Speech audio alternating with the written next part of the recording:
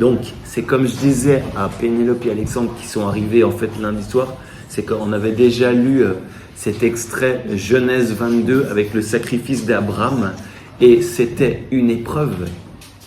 Comme dit le texte, il arriva que Dieu éprouva Abraham après ces événements. C'est assez spécial. Et c'est vrai que là, nous, ce qu'on fait, vous voyez, le philosophe, le théologien, ils avaient des espérances, on va dire, de pensée qui étaient déjà sophistiquées. Nous, on est un peu dans l'intuitif, c'est un peu difficile, mais ça donne un peu une espèce d'effluve de ce que chacun peut vivre pour rencontrer la parole de Dieu dans sa vie, ou pour que Dieu nous rencontre dans notre vie. Donc là, ce qu'on va faire, c'est que, en fait, on va un petit peu arpenter toute l'histoire d'Abraham, mais, eh bien, si vous voulez, moi, j'ai réfléchi un peu au truc, c'est parce que, vous voyez, Dieu demande à Abraham de sacrifier son fils unique. Et bien sûr, de façon normale, ça nous a tous fait dresser les cheveux sur la tête, pour ceux qui en ont. Et puis, voilà, même je vous avais cité le texte du fameux théologien autrichien reclus en Haute-Savoie, qui au fond disait que Dieu peut pas être bon, quoi. Enfin, c'était un peu un truc comme ça. Et au fait, du coup, moi, ce que je me suis dit, c'est qu'on allait plutôt faire un peu un...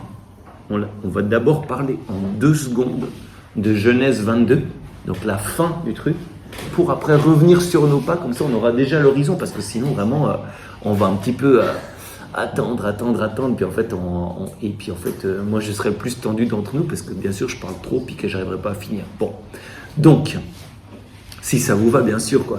Et du coup j'ai marqué un petit peu les trucs, mais c'est probable qu'on va supprimer des passages parce qu'en fait, il n'y a rien à faire, on n'arrivera pas à tout faire, quoi. Donc, attention, Dieu, eh bien, a demandé au fait à Abraham de sacrifier son fils unique. On va voir le mot sacrifier, ce que ça dit, ça on verra plus tard. Et on a vu que Abraham, dans sa piété, avec, on va dire, tout ce qu'il a gagné dans son chemin avec Dieu, donc ces 10 chapitres que nous allons regarder maintenant, eh bien, il connaît ce Dieu. Et puis, il désire l'adorer, il désire marcher avec lui. Et du coup, il doit avoir une certaine intuition que, on va dire que toute vie avec Dieu s'achève ou trouve sa plénitude dans un grand sacrifice, donc dans quelque chose d'absolument offert à Dieu. Et ce qui est frappant, c'est que dans notre texte, au verset 3, Genèse 22, 3, Abraham se leva tôt, c'est pas qu'il se leva tôt, c'est pas pour signaler quelque chose qu'on n'arrive plus à faire aujourd'hui, c'est pas ça. C'est plus parce que, en fait, ça dit qu'il était pas réticent. Il s'est levé tôt pour le faire, pour accomplir ce sacrifice, même si il sait pas très bien au devant de quoi il marche. Et alors, on connaît la suite du récit. Il y a une espèce de suspense dans le récit, et on comprend enfin que le Seigneur finalement ne veut évidemment pas le sacrifice d'Isaac, mais qu'il veut, disons, le cœur donné d'Abraham, pour que l'intimité entre eux deux, entre le Seigneur et Abraham, soit parfaite. Vous voyez, c'est simple l'idée, c'est que Dieu se donne totalement, l'homme se donne totalement. Voilà, donc ça, c'est un peu pour juste dire vite fait un peu la chose. Alors, j'essaie de vous dire 4 remarques préliminaires. Tout d'abord, c'est que, vous savez, Thierry, hier, il nous a dit un truc qui était intéressant. Il a parlé en 2 secondes d'Abraham, vous avez remarqué, ou bien il a parlé tellement vite que... Ça vous rappelle? Il a juste dit un truc que ça lui a mis, je ne sais plus très bien comment il a dit, mais il a dit ça lui a mis beaucoup de temps à être sûr qu'Abraham était un homme imparfait. Enfin, c'est un peu un truc comme ça qu'il a dit. Et ça, c'est super, vraiment, ça nous fait du bien. Quand tu pars avec Abraham, ben, en fait, Dieu l'a choisi quand même pour faire un chemin. Bien sûr, le réflexe habituel, ouais, mais il faut que je sois parfait pour que Dieu m'appelle, ou bien pour que vivre quelque chose avec Dieu, il faut que je sois déjà au top. Non, au contraire, c'est exactement ça. Et c'est ce qu'on va constater un peu dans tout ce récit. Je dirais ceci, c'est que Abraham ressemble un peu au chaos. Vous vous souvenez qu'on avait lu l'année passée, et puis aussi en début de semaine, vite fait, eh bien la création, comme un chaos que Dieu habite, transforme, distingue, travaille, façonne, pour que ça devienne un cosmos. Et bien sûr, l'idée intérieure, c'est la même. C'est-à-dire qu'au début, on va dire qu'Abraham, il cloche à Dieu à 2 pieds sur tous les dossiers. Vous savez, quand on joue à cloche-pied, peut-être par exemple quand on fait les scouts et tout, je ne sais pas si vous avez déjà essayé de clocher sur les 2 pieds à la fois, non, ça ne marche pas. Et là, vraiment, Abraham, c'est ça, il cloche à 2 pieds. Et puis le Seigneur, par différents événements qu'on va essayer de voir, il va installer plus clairement en lui des choses. Par exemple, lui, à la rigueur, il part en mode individualiste, puis Dieu tout de suite lui dit, mais tu sais, tu as un chemin à vivre. Oui, mais c'est en communion avec ta femme. Tu sais, le gars, il avait à peu près oublié que c'était sa femme, Sarah, puis c'est important quand même de faire ça avec elle, puis qu'en fait, ça concerne pas que moi l'élection, non, mais justement, ça s'étend, puis c'est en lien, tout ça, puis peu à peu, c'est des trucs qui lui deviennent de plus en plus évidents. Autre chose aussi, c'est que l'accomplissement de la promesse de Dieu ne se fait, se fait vraiment par la grâce de Dieu, et pas par des expédients humains. C'est, par exemple, on va voir un moment où Sarah, elle dit à Abraham, va voir avec ma servante, puis comme ça on aura un fils, la promesse. Non, mais c'est pas ça. Ça, c'est des expédients humains. Non, non, c'est vraiment la grâce de Dieu. Ça va un peu s'installer fortement en Abraham, fortement en Sarah. Autre chose, il va aussi voir un peu du style, que chaque personne est précieuse aux yeux de Dieu. Parce qu'il pourrait se dire, comme je sais pas qui, que voilà, c'est moi l'élu. Et donc c'est à l'exclusion des autres. Pas du tout. Un élu, au fond, implique que tous deviennent élus en lui. Puis on voit par exemple quelqu'un comme Agar, donc c'est un de mes personnages préférés de ce cycle d'Abraham. Puis en fait, c'est la petite servante égyptienne qui se retrouve vaguement, enroulée dans toute cette histoire. Et puis en fait, peu à peu, Abraham, en fait, il va voir qu'en fait, cette Agar, Dieu lui fait vivre des choses absolument uniques auxquelles il va se nourrir, lui. C'est-à-dire, et comme vous voyez bien, nous-mêmes, là, on a mangé à table tous ensemble, tous ces beaux moments. Et puis en fait, on a tous reçu les uns des autres, quoi, quelque chose comme ça. Bon, du coup, tout ça, c'est des choses que Dieu décante en Abraham. Et puis, je dirais, la dernière chose que vraiment Dieu, il fait faire à Abraham, disons, ça c'est le filigrane absolu, c'est que il doit vivre une obéissance à Dieu, une foi qui va grandir à l'infini et dans laquelle, il comprend que la fructification elle-même sera infinie. C'est comme une mouture, ça se retrouve partout dans la Bible, c'est la vie du Christ précisément, et puis en fait c'est notre vie aussi. Voilà, ça c'était la première remarque. Deuxième remarque, je dis bêtement comme ça, là on part de façon assez vite fait comme ça, c'est que cet épisode du sacrifice d'Isaac, ou d'Abraham, c'est la même chose en fait, c'est Abraham qui sacrifie, c'est Isaac qui serait sacrifié. Bon, ça nous dit une chose très simple sur toute vie avec Dieu, que tous, d'une certaine façon, pour adorer vraiment Dieu en esprit et en vérité, on a quelque chose comme un Isaac à sacrifier. On a tous devant nous, en fait, un grand oui à dire à Dieu, d'une façon ou d'une autre. On a tous à lui donner réellement la première place dans notre vie par un acte d'adoration qui prendra certainement des formes concrètes. C'est pour dire que les bons sentiments ne suffisent pas. Ça ne veut pas dire que Dieu il veut te faire un truc horrible, c'est pas du tout ça, mais c'est que on voit bien, par exemple, dans la vie de nos aînés, tout ça, ou bien, qu'en fait, tous dans notre vie, des fois tu passes par des choses où Dieu il te dit, mais est-ce que vraiment tu veux croire en moi? Oui, mais jusque-là, il y a quelque chose comme ça, simplement ça. Troisième remarque, et là c'est là qu'on rentre un peu plus dans la théologie et qu'on lève déjà un petit peu le voile, c'est que toujours en contemplant cette scène d'assez loin, en contemplant Abraham, Isaac, toute cette histoire, machin, on comprend que Dieu, il a poussé Abraham jusqu'à cette obéissance de la foi afin de le configurer à lui qui est Dieu. Et dès lors qu'Abraham vit cette configuration à Dieu, on peut découvrir dans ce que vit Abraham, Dieu lui-même. Dieu lui-même.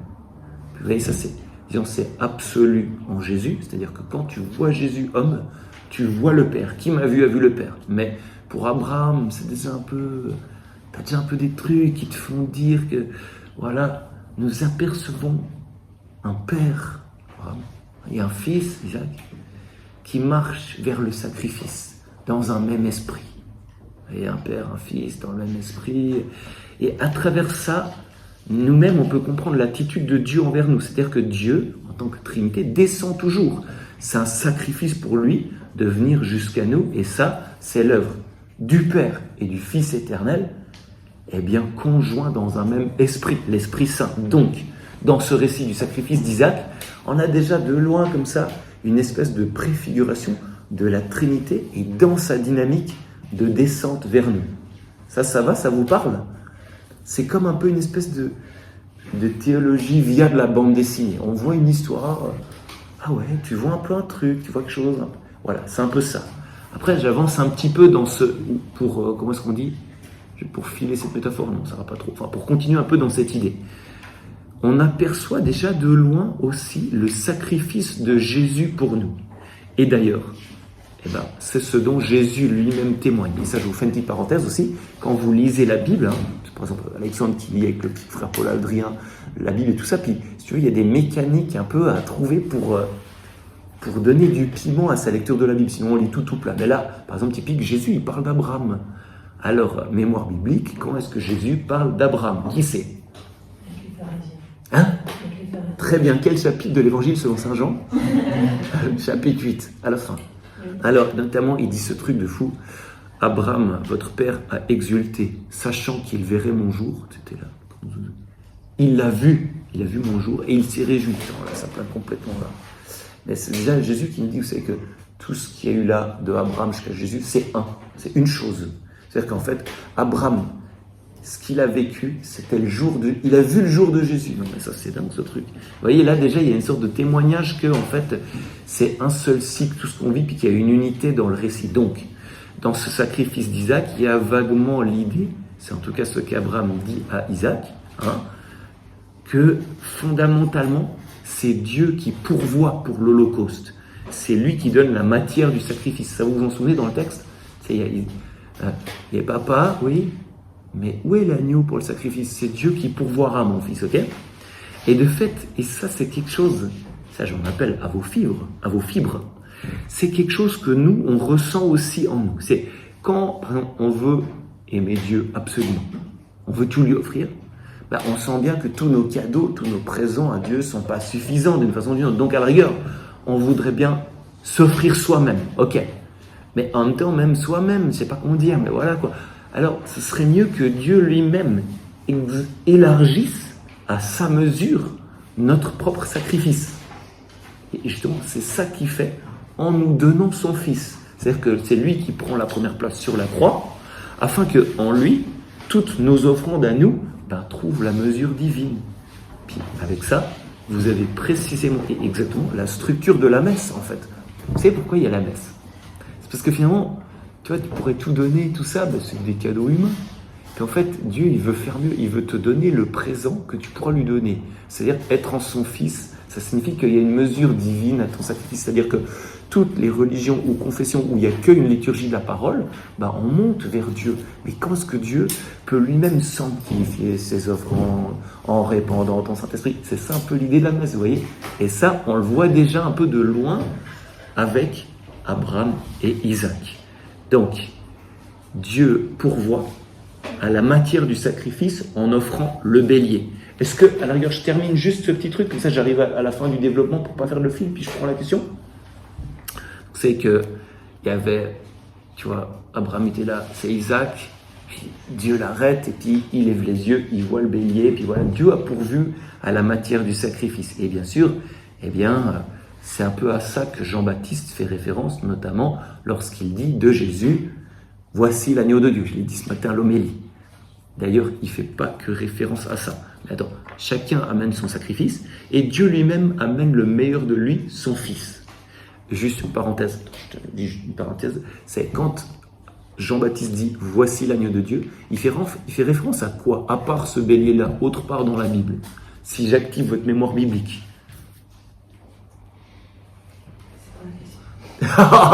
Coquine. Quand Jean-Baptiste dit « Voici l'agneau de Dieu », c'est quoi? Il fait référence à quoi dans la Bible?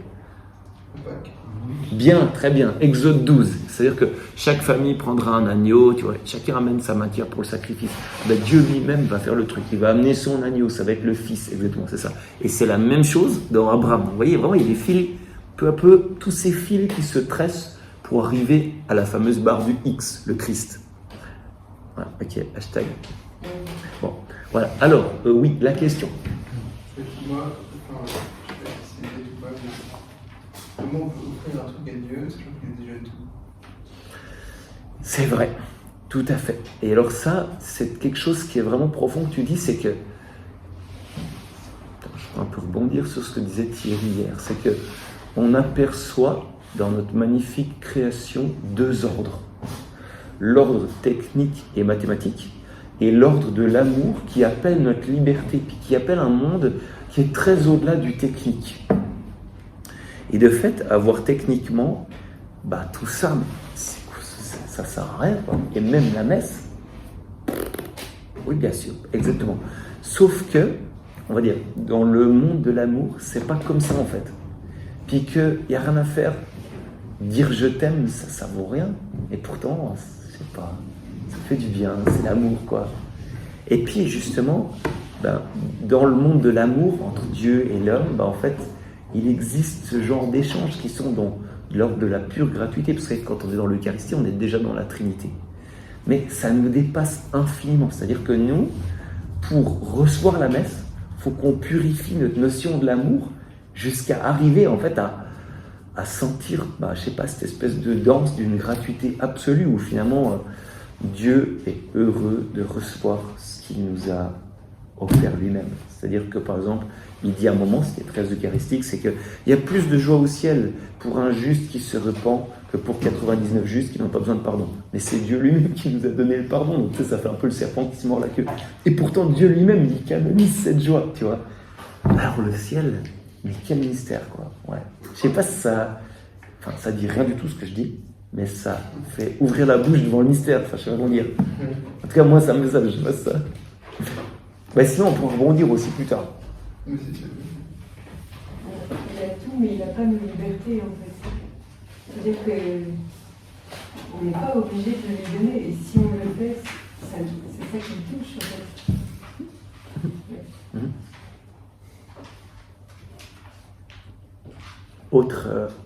Autre intervention. Ok.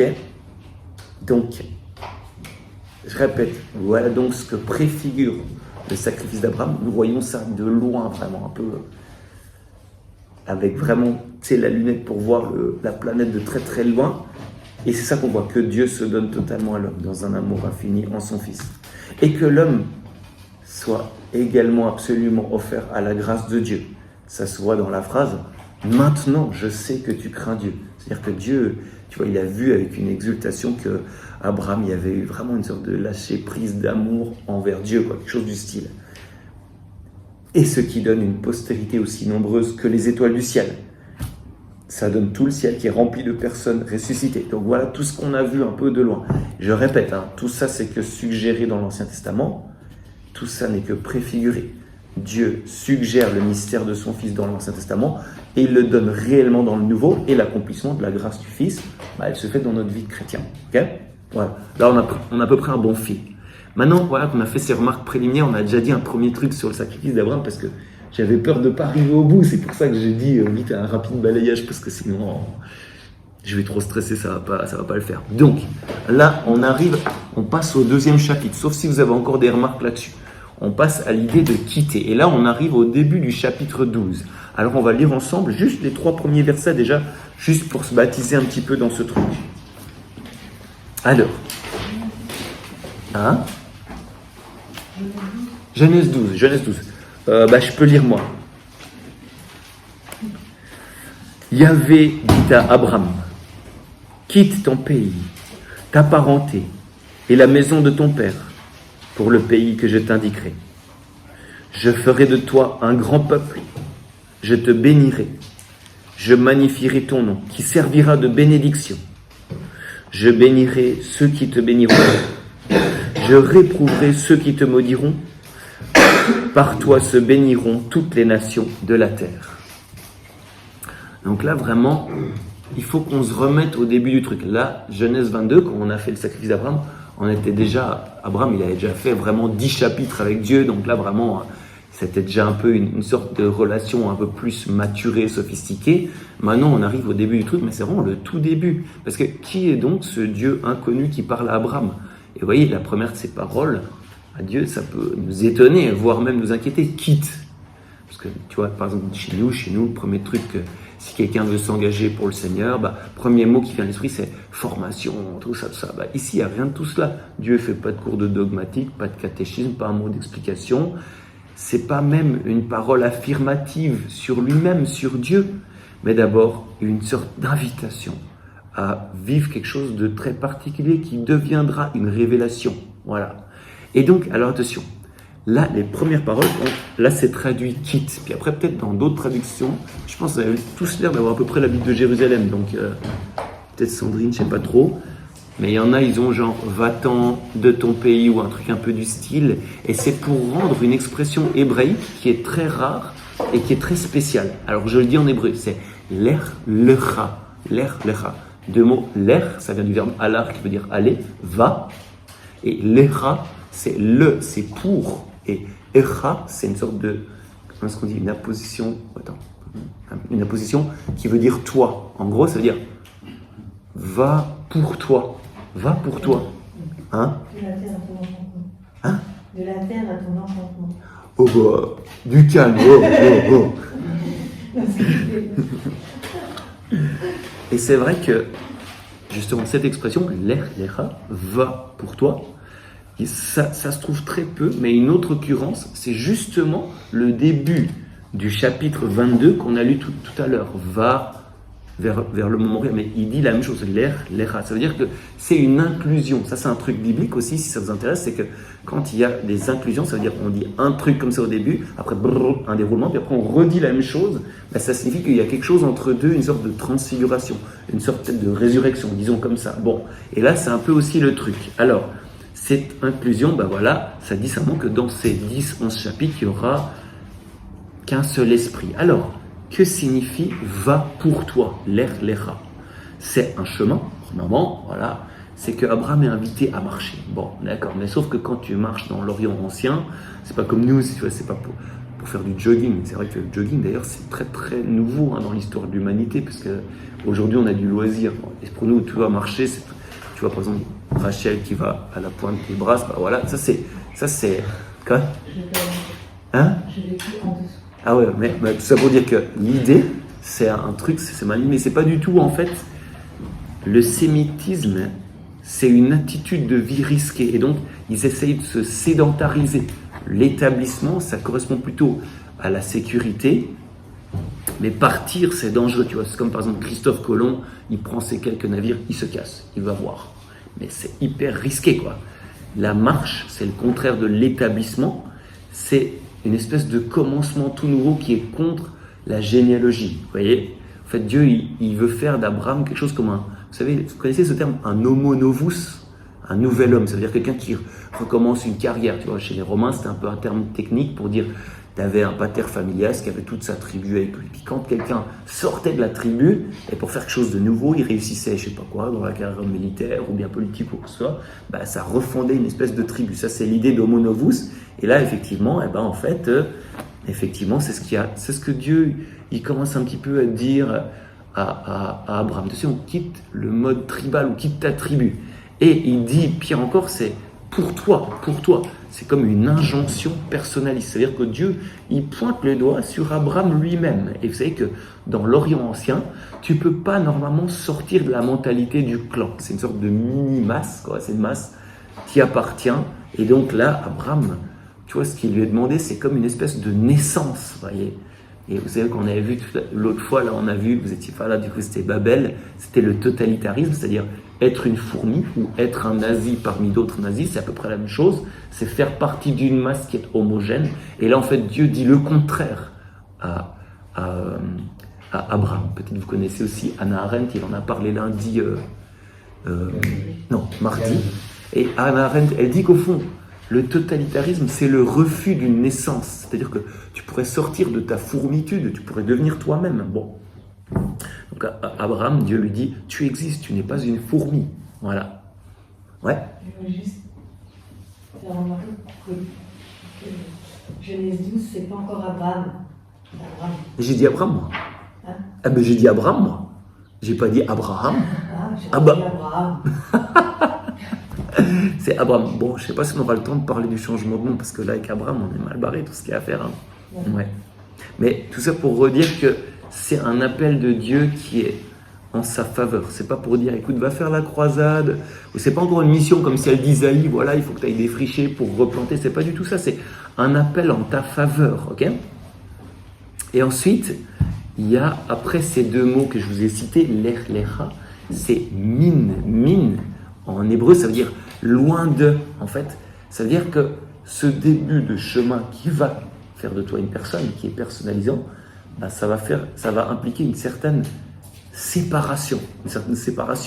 Et ça va être un peu drastique, c'est-à-dire qu'il part, il ne sait pas où il va. Mais vous voyez, si par exemple tu isoles une abeille de sa ruche, et tu aurais beau lui mettre du miel, tout ce qu'il lui faut pour vivre tout ça, en fait, elle meurt en 2 jours. Je sais parce que j'ai essayé. Mais pour un oriental isolé de sa tribu, c'est pareil. Isolé de son clan, il ne peut pas vivre sans le clan. Et là, donc, en fait, Dieu, il dit ça à Abraham. Il dit vraiment, sur ma parole, fais un départ. Vous voyez, c'est risquos, quoi. Alors, après, je reprends cette parole, l'echa. Et ça peut aussi signifier autre chose, parce que la proposition le, ça veut pas seulement dire pour, ça veut aussi dire vers. Par exemple, si tu dis vers la terre d'Israël, tu dis les Haaretz Israël, ça veut dire vers la terre d'Israël. Donc, ça pourrait dire en gros ce mot va vers toi-même. Ça veut dire que le centre existentiel d'Abraham ne se situe pas au milieu de son clan, mais autre part. Et justement, Abraham, il doit se diriger vers son centre existentiel. Vous voyez que le commandement de Dieu, c'est donc le début d'une histoire assez grave. Voilà. Et finalement, une troisième possibilité pour ce l'era, c'est ceci, c'est que vous vous souvenez que dans la création, qu'on avait un petit peu vu, les animaux, ils sont chacun créés selon leur espèce. Ça vous souvenez un peu de ce truc? C'était un refrain qui venait toujours selon. Parce qu'en fait, ça peut aussi vouloir dire selon. Ça veut dire qu'en fait, Dieu dirait à Abraham, non pas de marcher selon son espèce ou selon son clan, mais selon toi, selon toi-même. Vous voyez ce que je veux dire? Ça veut dire que Abraham, il doit naître à son humanité. Il doit presque au début nier une généalogie qui pourrait l'enchaîner, ok?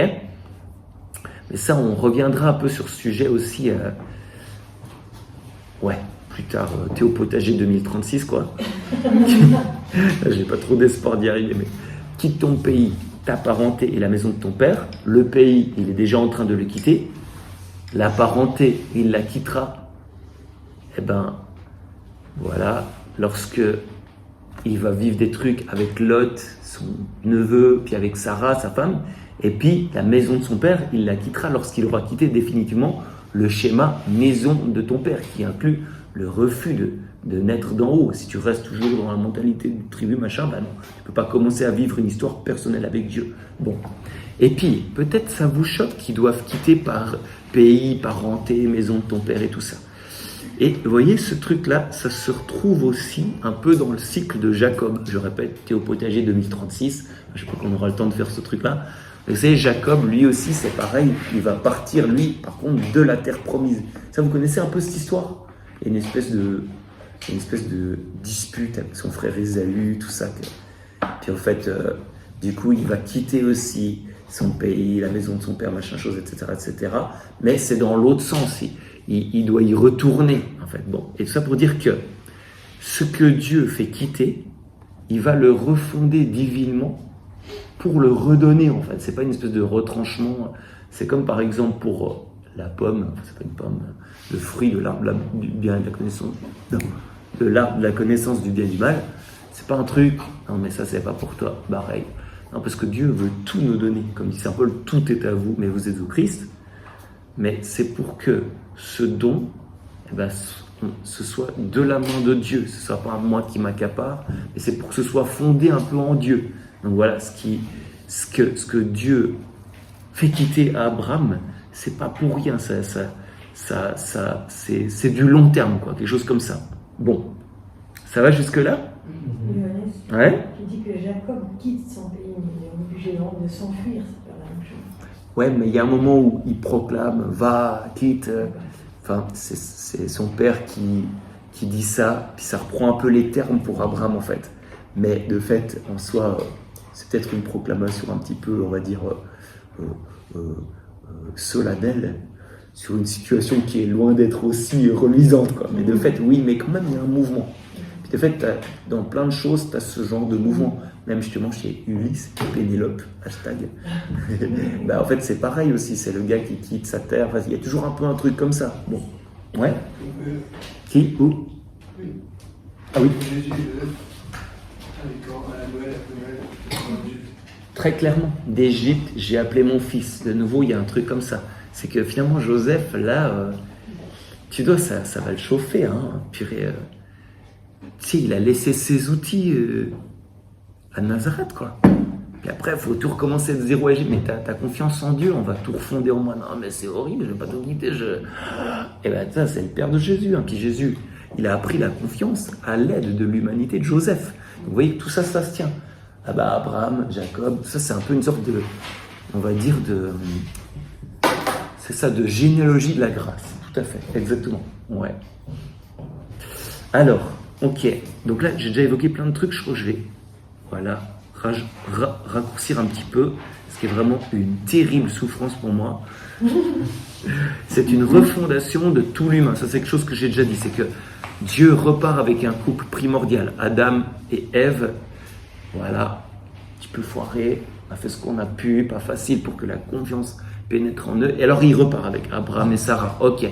Et donc, voilà, avec ces quelques 3 versets qu'on a vus, ben Dieu, il se propose de recréer en touchant l'homme. Et via plein de trucs qui font notre anthropologie. Par exemple, qu'est-ce qu'un pays? Comment possèdes-tu un pays? Ben, bien sûr, en mettant la main dessus, comme Donald Trump, par exemple. Ben non, pas du tout. Déjà, en quittant ta terre, et Dieu va te la donner. Vous voyez un peu le truc. Ou qu'est-ce qu'un frère? Ah bah, attends, comment vit-on avec un frère? Avec l'autre, machin, tout ça. Existe aussi en version papa-maman, bien sûr, évidemment. Qu'est-ce que la maison de mon père, etc. Quel sera le lien avec mon père? Ah bah, est-ce que je ne dois pas quitter père et mère pour devenir une seule chair, puis peut-être justement trouver aussi à travers ça mon père du ciel, etc., etc. Vous voyez, là, on a un peu, vraiment en tout début, en germe, toutes sortes de questions. Qu'est-ce qu'une nation? Il va devenir une grande nation. Il part tout seul, il galère pendant 40 ans à avoir un fils. Non mais, c'est ça une nation, Seigneur. Ouais, mais tu vas voir. Du calme. Qu'est-ce qu'une bénédiction, etc. Et là, vous voyez, c'est comme un peu de l'anthropologie qui va se tisser doucement dans cette histoire. Ça va jusque-là? Quitte ta terre, c'est bon, on peut... Attends, on va essayer de passer ce... Oui, c'est ça. C'est avec une douleur terrible que je vais sauter le passage suivant, mais je vous la fais vraiment en méga résumé. C'est comme je disais qu'Abraham, il part en mode individualiste. C'est le principe du converti, hein. Nous tous, c'est comme ça. En fait, il a oublié qu'il a sa femme, puis pour Sarah, tu vois, bon, elle est un peu là, quoi, elle est un peu dans le chameau là-bas, bon. Puis en fait, il a pas compris, en fait, ça inclut tout, et puis pour le moment, d'abord sa femme. Puis en gros, ce qui va se passer, c'est que lui, à un moment, il y a une famine, et puis il se dit, punaise, mais je vais arriver en Égypte, puis Sarah, en fait, elle est jolie, c'est le problème. Les femmes jolies, c'est dangereux, hein. Alors il se dit, ouais, mais écoute, Sarah, tu pourrais dire que t'es ma sœur. Non mais attends, Abraham, tu peux pas la traiter, parce que j'ai peur pour ma peau, en fait, on va me trucider, puis on va te prendre. En fait, c'est pour lui qu'il a peur, puis donc il dit à Sarah, écoute, tu pourrais... Non mais, ça va ou quoi? Puis en fait, tout le truc de l'histoire, vaguement, je vous dis rapidement, que Pharaon, il se rend compte de l'embrouille. Et à la fin, il dit à Abraham, et maintenant, va-t'en d'ici, prends ta femme et va-t'en. C'est-à-dire, prends ta femme, t'as compris, c'est ta femme. Et à qui Dieu a dit ça? Mémoire biblique. Joseph. Yeah, mémoire biblique, 1 point pour Renaud. Il a dit, ne crains pas de prendre chez toi ton épouse, tu vois. Être marié, c'est pas facile, hein. Tu pars en mode étudiant, tout ça. Puis, je sais pas, moi, des couples, des fois, qui ont fait 10 ans de mariage, je leur ai conseillé. Moi, j'ai un conseil à vous donner. Vous mariez. Non, mais on est déjà mariés depuis 10 ans, non, mais justement, tu vois, c'est un peu ça le truc. Alors voilà, là aussi, Abraham, il vit un peu ce truc. Bon, mais malheureusement, je passe le truc, et puis vous pourrez lire dans la Bible, et puis faire vous-même votre lecture divine, ok? Ou bien vous êtes super fâchés? Bon. Tout le truc. En plus, il y a 2 fois, il y a encore après au chapitre 20 ou 21, je sais plus, avec Abimelech, puis c'est encore un peu différent, mais bon, sinon on va vraiment trop s'étaler. On va passer maintenant à Lot.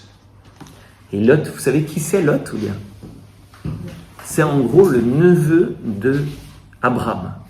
Et on pourra intituler tout le circuit de Lot, c'est du solitaire au solidaire. C'est-à-dire que Lot, il va vivre une transformation dans sa vie qui va féconder Abraham. Alors, on le rencontre à 2 endroits et on va lire en fait les passages qui le concernent. Il s'agit d'abord du chapitre 13 que je vais lire, et puis après ça, un moment du chapitre 19. Et ça vous va si je lis, ou bien est-ce que vous préférez lire, ou quelqu'un lit à haute voix? Donc c'est quoi? Je préfère lire moi, parce que comme ça, je aussi déjà, ça me rappelle le truc, puis plus, voilà, bon, ça faut dire. C'est bon pour le chapitre 13, tout le monde l'a sous les yeux? D'Égypte, Abraham, avec sa femme et tout ce qu'il possédait, et Lot avec lui, remonta au Néguev. Abraham était très riche en troupeaux, en or et en argent. Ses campements le conduisirent du Néguev jusqu'à Béthel, à l'endroit où sa tente s'était dressée d'abord entre Béthel et Haï, à l'endroit de l'autel qu'il avait érigé précédemment. Et là, Abraham invoqua le nom de Yahvé. Lot, qui accompagnait Abraham, avait également du petit et du gros bétail, ainsi que des tentes. Le pays ne suffisait pas à leur installation commune. Ils avaient trop de biens pour pouvoir habiter ensemble. Il y eut une dispute entre les pâtres du troupeau d'Abraham et ceux des troupeaux de Lot. Les Cananéens et les Périsites habitaient alors le pays. Aussi Abraham dit-il à Lot, qu'il n'y ait pas discorde entre moi et toi, entre mes pâtres et les tiens, car nous sommes des frères. Tout le pays n'est-il pas devant toi? Sépare-toi de moi. Si tu prends la gauche, j'irai à droite. Si tu prends la droite, j'irai à gauche. Lot leva les yeux et vit toute la plaine du Jourdain qui était partout irriguée. C'était avant que Yahvé ne détruisît Sodome et Gomorrhe. Comme le jardin de Yahvé, comme le pays d'Égypte, jusque vers Tsoar. Lot choisit pour lui toute la plaine du Jourdain et il émigra à l'Orient. Ainsi ils se séparèrent l'un de l'autre. Abraham s'établit au pays de Canaan et Lot s'établit dans les villes de la plaine. Il dressa ses tentes jusqu'à Sodome. Les gens de Sodome étaient de grands scélérats et pécheurs contre Yahvé. Yahvé dit à Abraham, après que Lot se fut séparé de lui, « Lève les yeux et regarde de l'endroit où tu es, vers le nord et le midi, vers l'Orient et l'Occident. Tout le pays que tu vois, je le donnerai à toi et à ta postérité pour toujours. Je rendrai ta postérité comme la poussière de la terre. Quand on pourra compter les grains de poussière de la terre, alors on comptera tes descendants. Debout, parcours le pays en long et en large, car je te le donnerai. » Avec ses tentes, Abraham alla s'établir au chêne de Mambré, qui est à Hébron, et là, il érigea un autel à Yahvé. Alors, je lirai tout à l'heure le chapitre 19, où on va voir que c'est une autre ambiance. Mais, je rappelle déjà que Abraham, il était censé quitter sa parenté. Et puis là, bien sûr, la mention, Abraham partit, comme lui avait dit le Seigneur, et Lot partit avec lui, 3 petits points, il n'a pas encore tout à fait quitté sa parenté. Il part avec son seul héritier potentiel. Alors bien sûr, vous voyez, Dieu, il est longanime, quoi. Il va l'éduquer peu à peu à quitter sa parenté. Pour l'instant, il transporte encore un peu avec lui l'esprit de la tribu. Et Dieu, il va tâcher avec Abraham et Lot de refonder la fraternité qui avait été brisée entre Caïn et Abel. Ça, vous vous souvenez de cette histoire-là? Bon. Et en fait, on voit dans la suite du récit que Abraham n'agit pas du tout comme un père de famille tyrannique. Et il est dit que Lot, il avait aussi du petit et du gros bétail. Attends, tu vois, il aurait pu déjà dire non, attends. Toi, tu peux être le middle management, mais tu n'as pas des trucs en ton nom propre. Et il avait des tentes, machin. Alors, ça veut dire que il dit, Abraham en lui, il dit, tu sais, un chemin parallèle peut être fait. Ça veut dire, ça c'est le début de la fraternité. C'est-à-dire, si l'autre peut commencer à exister à côté de toi, c'est bon signe, ça commence bien.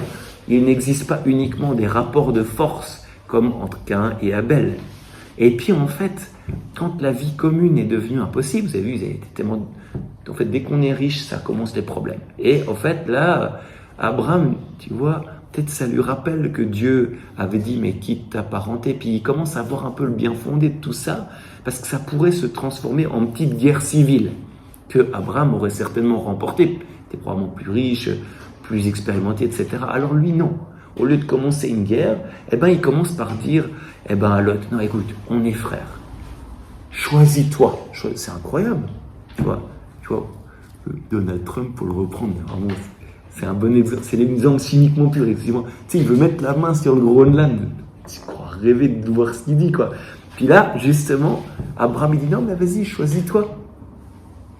Il fait acte de fraternité. Vous voyez, déjà, on voit qu'Abraham, il y a déjà une sophistication de sa vie spirituelle. Et il reconnaît que Lot est quelqu'un, qu'il a une consistance, quoi.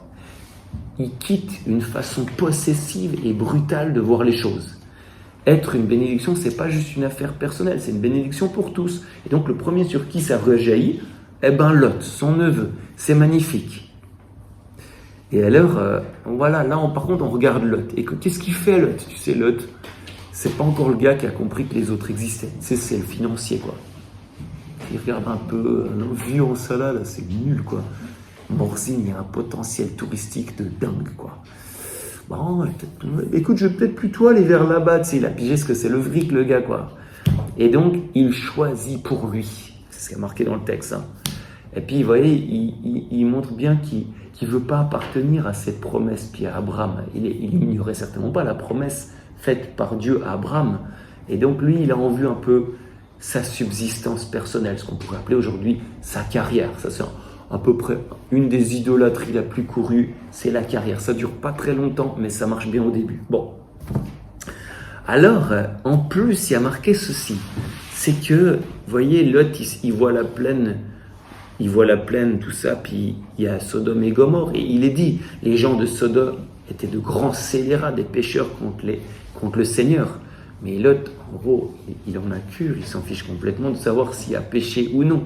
Lui, c'est un terrien, il ne fait pas de distinction spirituelle. Il ne pense pas peut-être que le péché a des conséquences qui peut-être d'ailleurs pourraient le toucher. Il ne voit pas l'histoire, on va dire, comme une apocalypse, un dévoilement plénier du bien et du mal avec leur corollaire. Lui, il voit son profit. Et puis en fait, la suite va nous montrer qu'il a eu profondément tort par rapport à Abraham. Bon, ok ? Et alors, maintenant, là, on a un peu une espèce de situation de... pour ceux qui ont fait la littérature, c'est comment déjà que ça marche? Tu sais, dans un récit, tu as situation début, puis après tu as crise. C'est comment déjà les termes? Là, je me souviens jamais, moi. La situation initiale, ouais. L'élément perturbateur. L'élément perturbateur, ok, merci. Puis après, à la fin, on aura la catharsis. Alors, maintenant, on va lire, on fait un petit saut, on arrive au chapitre 19. Là, il y a de l'eau qui a coulé sous les ponts. On va voir Lot plus vieux, plus stress, moins sûr de lui, et puis... Voilà, et là on lit un long passage qui se situe après la visite des 3 anges à Abraham, dont nous avons parlé ce midi avec Alexandre. Alors, je commence le chapitre 19.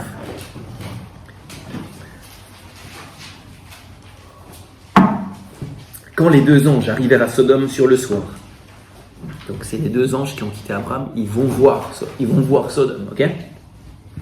Lot était assis à la porte de la ville. Dès que Lot les vit, il se leva à leur rencontre et se prosterna, face contre terre. Il dit, « Je vous en prie, mes seigneurs, veuillez descendre chez votre serviteur pour y passer la nuit et vous laver les pieds, puis au matin vous reprendrez votre route. » Mais ils répondirent, « Non, nous passerons la nuit sur la place. » Il les pressa tant qu'ils allèrent chez lui et entrèrent dans sa maison. Il leur prépara un repas, fit cuire des pains sans levain et ils mangèrent. Il n'était pas encore couché que la maison fut cernée par les hommes de la ville, les gens de Sodome, depuis les jeunes jusqu'aux vieux, tout le peuple sans exception. Ils appelèrent Lot et lui dirent, « Où sont les hommes qui sont venus chez toi cette nuit?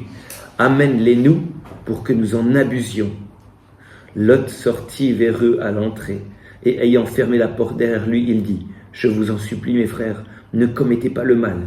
Écoutez, j'ai 2 filles qui sont encore vierges, je vais vous les amener. Faites-leur ce qui vous semble bon, mais pour ces hommes, ne leur faites rien, puisqu'ils sont entrés sous l'ombre de mon toit. » Mais ils répondirent, « Ôte-toi de là, en voilà un qui est venu en étranger et il fait le juge. Eh bien, nous te ferons plus de mal qu'à eux. » Ils le pressèrent fort, lui, Lot, et s'approchèrent pour briser la porte. Mais les hommes sortirent le bras, firent rentrer Lot auprès d'eux dans la maison et refermèrent la porte. Quant aux hommes qui étaient à l'entrée de la maison, ils les frappèrent de berlus, du plus petit jusqu'au plus grand, et ils n'arrivaient pas à trouver l'ouverture. Si jamais les hommes qui sont intervenus dedans, c'est les anges. C'est pour ça que je te disais que tout est un peu... Voilà.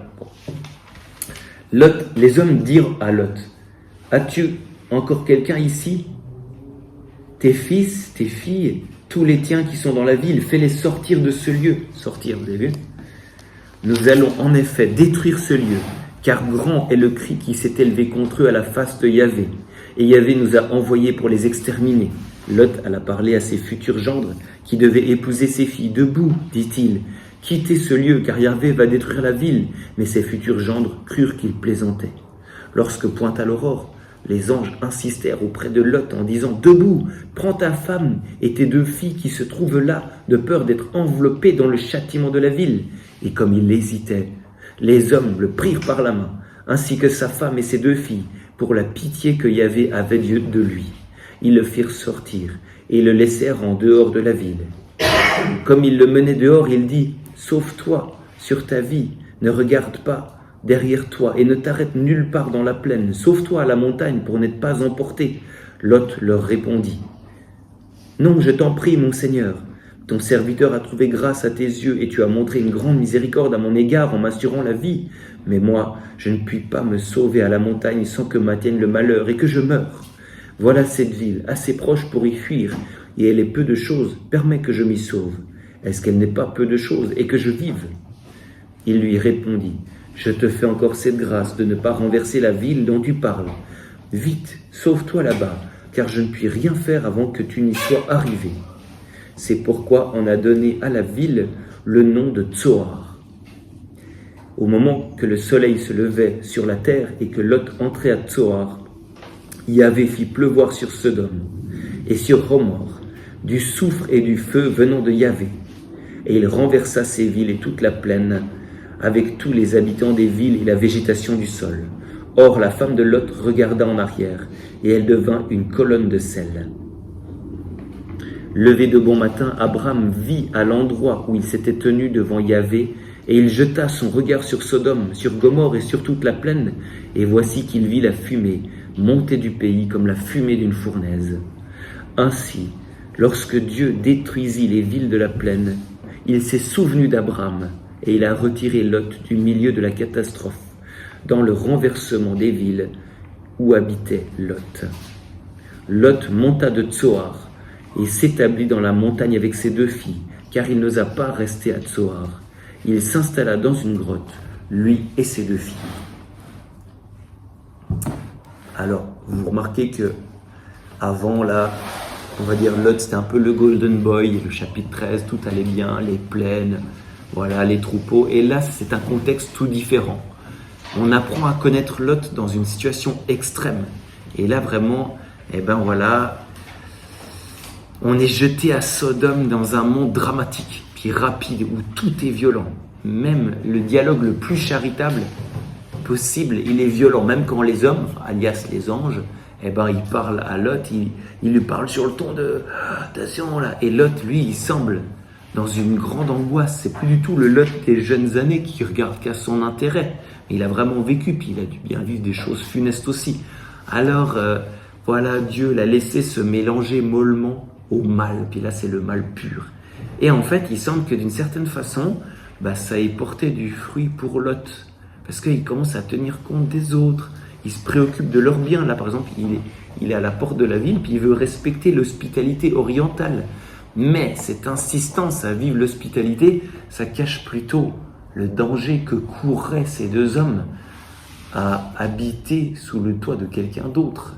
Parce qu'en fait, tous ces habitants, c'est tous des pervers, c'est tous des barbes bleues en puissance. Et à partir de là, on voit peu à peu là dans le texte qui se déroule, on assiste à quelque chose de tout à fait improbable. On assiste vraiment à la mise en scène du mal généralisé. On avait lu Noé, c'était à peu près la même spirale qui prenait cher. Là, on voit le péché qui remplit toute la terre. Tous, jeunes et vieux, c'est pas qu'ils se réjouissent ensemble, vous savez, pour danser. Jeunes et vieux se réjouiront ensemble. C'est pas parce que Dieu est leur exultation, c'est pas ça du tout. C'est en fait des réjouissances, on va dire, démoniaques. Et vous voyez, le bruit a couru dans la ville que des étrangers, alias de la chair fraîche. C'est complètement glauque, quoi. Non mais c'est vraiment ça, hein. C'est ce que le texte dit, quoi. Est arrivé à l'intérieur de la ville et tout le monde s'est ameuté pour les violer. Et puis en fait, même le commerce sexuel entre eux, ça leur suffit plus. Il faut qu'ils touchent les nouveaux. Et en fait, ils sont tous réunis là-dedans. C'est vraiment une alliance dans le mal terrible. Je saute un peu parce qu'on ne va pas abuser de ça. Et en fait, la réaction de Lot face au péché absolu, elle est assez éloquente. Au lieu de se barricader sans parler avec le péché, au lieu d'invoquer Dieu, le Dieu de son oncle Abraham, eh ben, il va commencer un peu à discuter, à négocier avec les hommes qui veulent commettre le mal. Et on sent que d'un côté, ils veulent bien, mais en même temps que lui-même, tu sais, il est un peu englué dans le mal. Puis il a une relation assez malsaine avec ceux qu'il appelle, attendez, mes frères. Non, c'est pas tes frères, c'est le péché. Il peut rien refuser, même à leur passion pécheresse, quitte même, mais c'est horrible, hein. Il serait d'accord de leur offrir ses filles. Puis en même temps, il tient d'une façon un peu rigide à ce qu'on ne touche pas les étrangers. Vous voyez que la marge de manœuvre, elle est extrêmement réduite à l'intérieur, quoi. Et puis en fait, dès que les hommes mauvais auront brisé la porte, il n'y aura plus de marge de manœuvre, ce sera vraiment on va dire le déluge du mal, quoi. Il y a eu le déluge de Noël, là c'est le déluge du mal. Et alors l'attaque, renversement de situation, il y a une action de Dieu, c'est hors de moi, vous ne pouvez rien faire. Là vraiment Dieu il agit, il touche. Parce que vous savez, là, Lot, il était face au mal, et en fait c'est impossible, lui il est solitaire. C'est-à-dire, il pense qu'il va briser le mal tout seul, il pense qu'il va réussir à changer le monde par ses forces, il pense qu'au moins il va réussir à sauver quelque chose. Absolument pas. Et en fait, là, tout contribue à dire qu'il est en passe de devenir un solidaire. C'est-à-dire qu'il va vivre quelque chose avec d'autres. C'est-à-dire qu'il va être d'accord de ne pas toujours vivre son chemin en mode solo individuel, quoi, de créer son église à lui tout seul. Puis là, les anges, ils le pressent, ils disent « Non, mais fais ça », puis ils insistent, après ils le tirent dehors, etc., etc.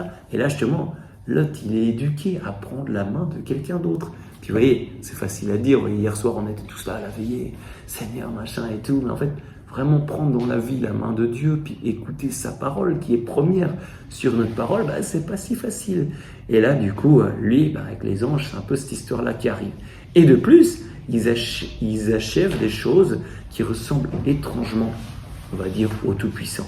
Parce que de façon, on va dire, surnaturelle, pouf, il frappe de berlu les assaillants. Puis là, on voit peu à peu que dans le texte, au début, il parle aux hommes, puis après, peu à peu, il dit « Mon Seigneur ». Tu as vu ça dans le texte, ça change. Les deux hommes, l'homme, il dit, ils disent. Bon, c'est plus très bien où on en est. Après, il y a un truc comme ça, il y a un petit jeu.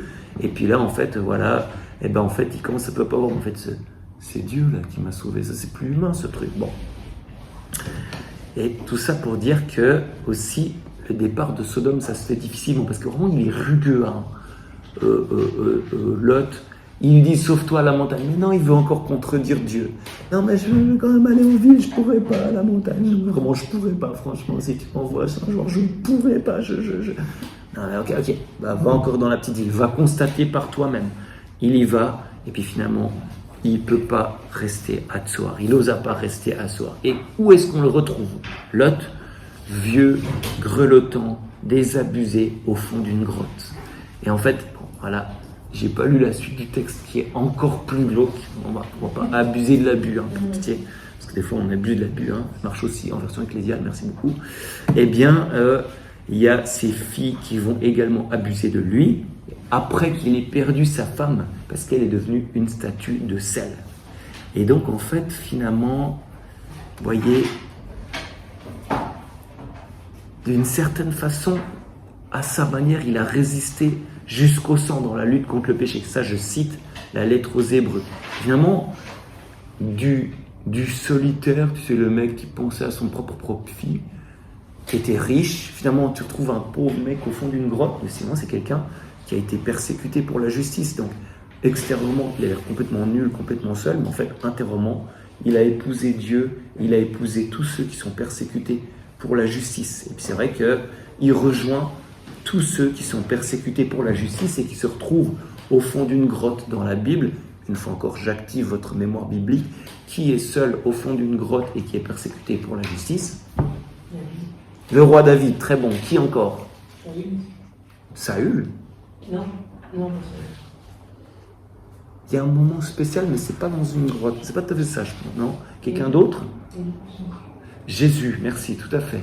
Finalement, Jésus, une table, une grotte, bon, allez, on va pas pinailler sur les mots, mais c'est pour dire ceci. Ouais, ce serait facile, tu mets tous les personnages bibliques, ça c'est un peu des trucs de bibliste à 2 balles.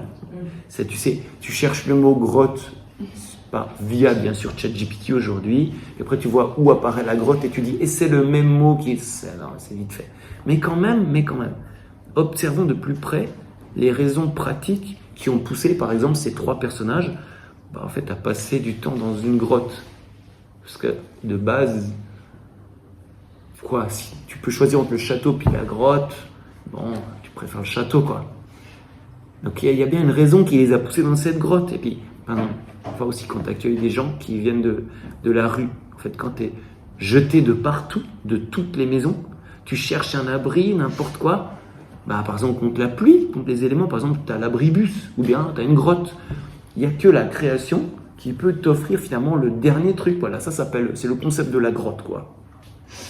Puis le fait que ces trois personnages se retrouvent dans une grotte, c'est pas parce que le Tout-Puissant les téléguide dans une grotte, c'est simplement dû à l'injustice humaine. Et puis finalement, on voit que bon an, mal an, Lot finit par ressembler au Christ. C'est comme fou, tu vois, il était parti du Golden Boy un peu égocentré. Et voilà, donc ça fait quand même un passage, quoi, tout ça. Alors je raccourcis un peu la fin, voilà.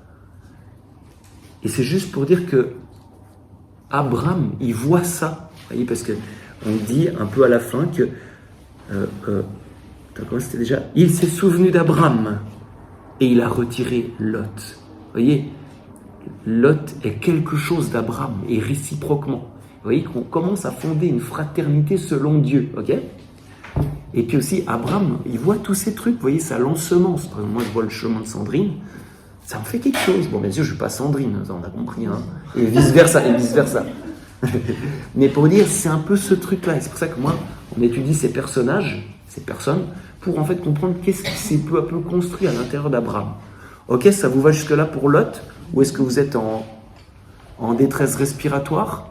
Voilà, pensez bien à la respiration ventrale. Pardon. Écoutez, je vous propose, on fait encore une personne avant la pause. Ça vous va ? Melchisédek, chapitre suivant, ça vous dit ? Hein ? Non, Abimelech, là, on le laisse.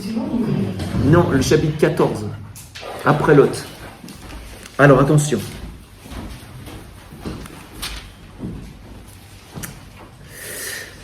Attends, peut-être qu'on va le lire d'abord. Et c'est un spécial hashtag parce qu'en fait, c'est le premier texte que j'ai traduit de l'hébreu avec mon prof. Alors ça me rappelle des bons souvenirs. Je me souviens par cœur des mots et tout, c'est vraiment trop fort. On va commencer, en fait, plutôt à partir du verset 13. Mais en fait, avant, ça nous décrit un peu une espèce de mini-guerre mondiale. Tu as 4 rois contre 5, d'une façon légèrement ubuesque. Vous voyez ce que ça veut dire, ubuesque, un peu burlesque, quoi. Voilà, qui se livre une guerre, vraiment une vieille guerre, c'est un peu à 2 balles. Et en fait, Abraham vaguement va être mis là-dedans parce que ça implique son neveu Lot une fois encore. Et là, on commence au verset 13. Genèse 14, 13. Ça va, vous y êtes ? Attention, parce qu'en peu de mots, il y a beaucoup qui est dit. Vous allez voir. Un rescapé vint informer Abraham l'hébreu, qui demeurait au Shem de l'Amorite Mamré, frère d'Eshcol et d'Aner. Ils étaient les alliés d'Abraham. Quand Abraham apprit que son parent était emmené captif, donc Lot, il leva ses partisans, nés dans sa maison, au nombre de 318, et mena la poursuite jusqu'à Dan. Il les assaillit de nuit, lui et ses gens. Il les battit et les poursuivit jusqu'à Hova, au nord de Damas. Il reprit tous les biens, et aussi son parent Lot et ses biens, ainsi que les femmes et les gens. Quand Abraham revint après avoir battu Kédor Laomer, et les rois qui étaient avec lui, le roi de Sodome alla à sa rencontre dans la vallée de Chavé. Melchisédek, roi de Chalem, apporta du pain et du vin. Il était prêtre du Dieu Très-Haut. Il prononça cette bénédiction. Béni soit Abraham par le Dieu Très-Haut qui créa ciel et terre. Et béni soit le Dieu Très-Haut qui a livré tes ennemis entre tes mains. Et Abraham lui donna la dîme de tout. Le roi de Sodome dit à Abraham, « Donne-moi les personnes et prends les biens pour toi. » Mais Abraham répondit au roi de Sodome, « Je lève la main devant Yahvé, le Dieu Très-Haut, qui créa ciel et terre. Ni un fil, ni une courroie de sandales, je ne prendrai rien de ce qui est à toi. Et tu ne pourras pas dire, j'ai enrichi Abraham. Rien pour moi, seulement ce que mes serviteurs ont mangé et la part des hommes qui sont venus avec moi, Eshcol, Aner et Mamré. Eux prendront leur part. » Voilà. Alors, donc, vous avez vu que là, il y a un truc qui est un peu fou, c'est que c'est vraiment un truc minuscule. Vraiment, c'est un truc de rien du tout, cette histoire de Melchisédek. C'est genre 3 versets, il dit un petit mot, machin. Je ne sais pas si pour ceux qui connaissent un peu la Bible, il y a des répercussions énormes de Melchisédek, par exemple, où, pour ceux qui feuillettent souvent la Bible, hein? La lettre aux Hébreux, très très très important, exactement, ouais. Hein? Dans la messe, très bien, exactement. Melchisédek, le canon romain, exactement. Psaume 109, excellent, tout à fait. Ça, c'est aussi une base pour l'Épître aux Hébreux. Mais ça veut dire que ce mec, Melchisédek, qui fait 3 versets, il a une postérité. Parce qu'en fait, le nez hébraïque, l'expérience, ils ont vu qu'il y avait un truc qui s'était passé là. Alors, qu'est-ce qui se passe? Attends, voir, il faut que je reprenne. Voilà.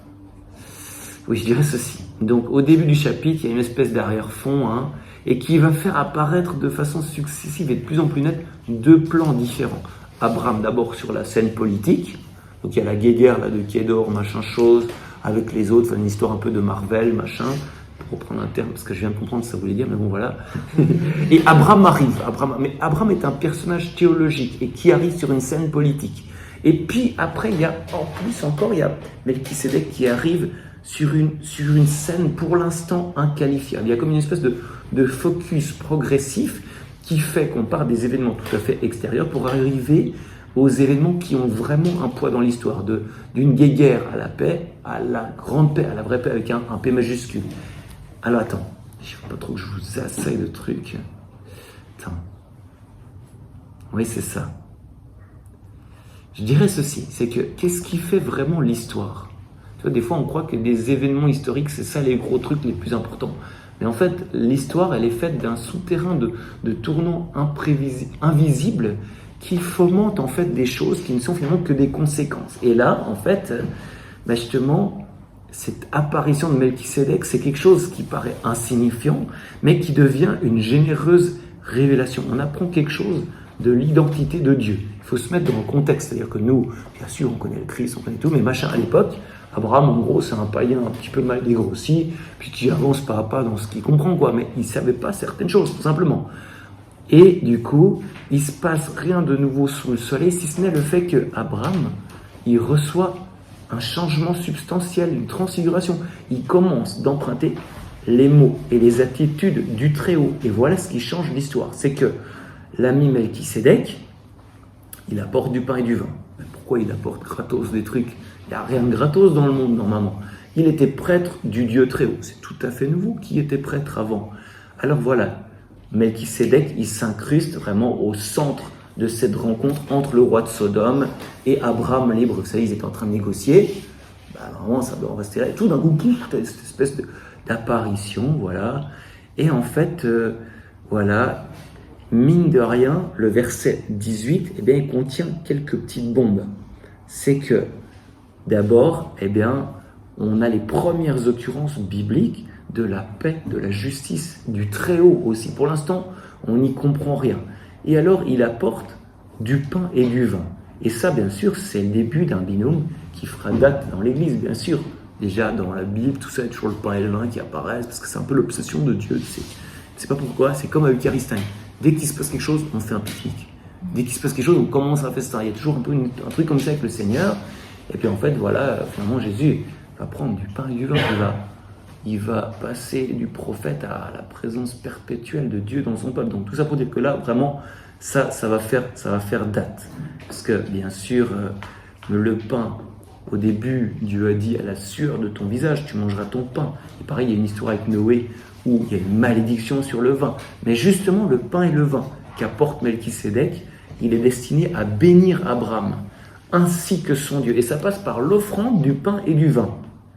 Et donc voilà que Abraham, il est instruit un peu du rapport qu'il faut entretenir avec les biens de la création.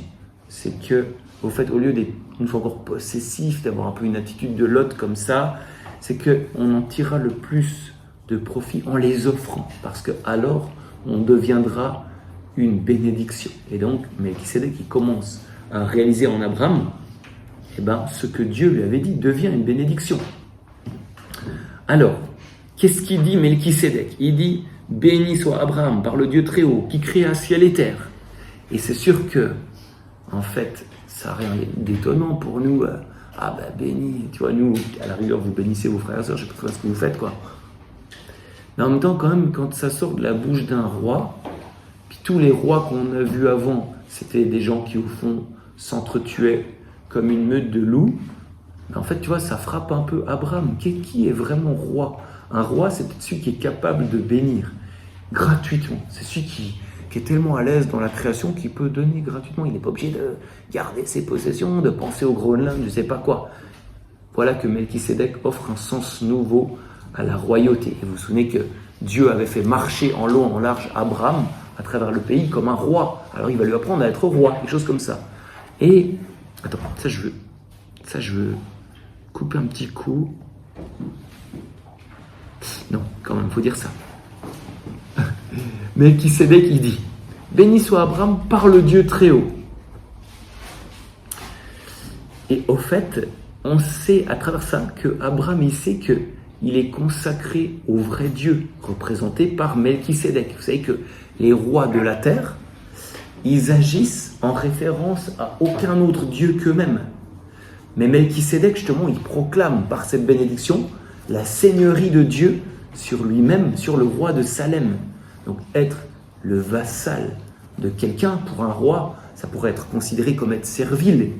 Mais en fait, avoir comme seigneur le Dieu très haut, c'est précisément la définition que propose Melchisédek pour la royauté. Et vous voyez que là, on a vraiment un peu une espèce de ligne de partage qui est fondée. C'est-à-dire que tu pourrais être un roi à la façon de la terre, c'est-à-dire un roi de violence, mais parce qu'il n'est pas sûr de lui-même. Ou alors au contraire, tu peux te savoir roi dans le roi tout-puissant, c'est-à-dire Dieu. Et en fait, du coup, tu peux être libre, tu peux respirer dans la création.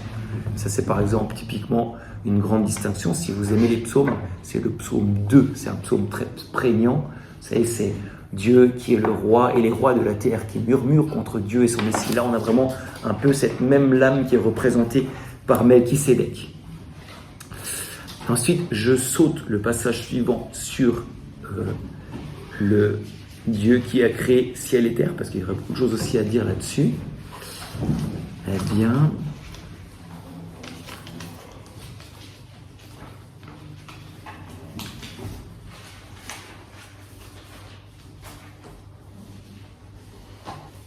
attends, comment je peux continuer ça? Oui, c'est ça. Bon, j'ai déjà dit un peu l'essentiel, mais vous avez vu qu'il y a eu cette apparition de Melchisédek qui est vraiment hyper mystérieuse. On ne dit même pas et Melchisédek se cassa, pas du tout. En fait, c'est presque une apparition presque divine. Enfin, je ne sais pas ce qu'il faudrait dire, mais en tout cas, on ne parle pas de son départ. C'est comme si, au fond, il restait au cœur d'Abraham. Et donc, dès lors, le brouhaha humain, cette guéguerre, tout ça, ça peut recommencer. C'est-à-dire que là, Abraham, il a vécu tout ce truc, et pouf, il peut se retourner vers le roi de Sodome, comme s'il y avait une espèce d'arrêt sur image un moment, il s'est tué un moment, et puis cette histoire de traité de paix. Vous savez qu'il y avait Kedar Laomer, machin chose, eh bien, qui commence à parler, et puis il alla à sa rencontre, et c'est là qu'apparaît Melchisédek, puis après tout d'un coup, on dit, le roi de Sodome dit à Abraham, c'est comme s'il était un peu entre les deux, comme ça. Et là, justement, Melchisédek a greffé dans la bouche d'Abraham des paroles qu'il a reçues de Dieu lui-même. Et donc, Abraham, vous voyez, il reprend ces paroles, il dit « Je lève la main vers Yahvé, le Dieu très haut qui créa ciel et terre ». Il reprend toutes les paroles de Melchisédek et il dit « Rien pour moi ». C'est-à-dire, tu vois, il aurait pu profiter de la situation. Mais en fait, il pratique la justice de Dieu. Seulement ce que mes serviteurs ont mangé, c'est la justice. C'est-à-dire, il a eu des troupes, il a eu des mercenaires, faut qu'il les paye, mais c'est tout. D'accord ? Et c'est-à-dire qu'en fait, vous voyez que par exemple, à la fin de toutes nos guerres, ces derniers 150 ans, les vainqueurs ont profité des vaincus. Et vous connaissez peut-être l'adage latin sur les vaincus. Quelqu'un connaît ou bien ? Vae victis, ça vous dit quelque chose ? C'est un adage romain, ça veut dire malheur aux vaincus. Et justement, c'est le contraire de ce que fait Abraham ici. Pourquoi ? Parce que Melchisédek lui a appris que non, il faut vivre selon la justice de Dieu. Puis vous voyez, par exemple, si on a eu la Première Guerre mondiale, c'est à cause de la guerre de 1070. Si on a eu la Deuxième Guerre mondiale, c'est parce qu'on a eu la fin de la Première Guerre mondiale. Si on a eu les Balkans qui ont explosé, c'est parce que, etc., etc. Et vous voyez ce que je veux dire, c'est que finalement là-dedans, on est quand même dans un truc qui est extrêmement grave et tendu en fait. C'est quelque chose qui nous occupe tous. Et puis vous voyez, Dieu, il veut greffer une parole, il veut s'incarner en nous. Si on ne l'écoute pas, ça donne des guerres sur guerre. Si on l'écoute, voilà, ça donne un peu une sorte de pacification qui entre doucement, comme dans le cas d'Abraham. Ça va, vous voyez un peu le truc ? Pardon, ça a été très vite, mais je voulais juste vous faire voir que, vous voyez que Dieu, il instille peu à peu sa parole. En fait, on en était à peu près ici. Ça veut dire qu'il nous reste tout ça, ça va être quasiment impossible de tout faire. Et je vais essayer de vraiment réduire, vraiment vous donner la quintessence, enfin voilà quoi. Et vous savez qui c'est? Agar, la servante de Sarai. Et en fait, elle, c'est marrant parce qu'elle a deux petites apparitions, et en fait, qui sont plus profondes que ce qu'on croit. Parce qu'en fait, vous savez, c'est aussi un peu comme dans les pièces de théâtre, de Molière ou je sais pas quoi. T'as toujours, je sais pas, le roi et la reine. Et puis après, t'as des petits serviteurs, mais en fait, qui jouent vraiment des choses qui sont non négligeables par rapport au récit, puis en fait, qui augmentent le récit en réalité. C'est pour ça qu'en fait, justement, elle lit des trucs magnifiques. C'est une esclave et c'est justement sa nullité qui va permettre à Dieu de la toucher. Et par ricochet, Abraham va découvrir la place qu'a le plus pauvre aux yeux du Dieu qu'il sert. Et donc, comme dit Agar, c'est à deux endroits.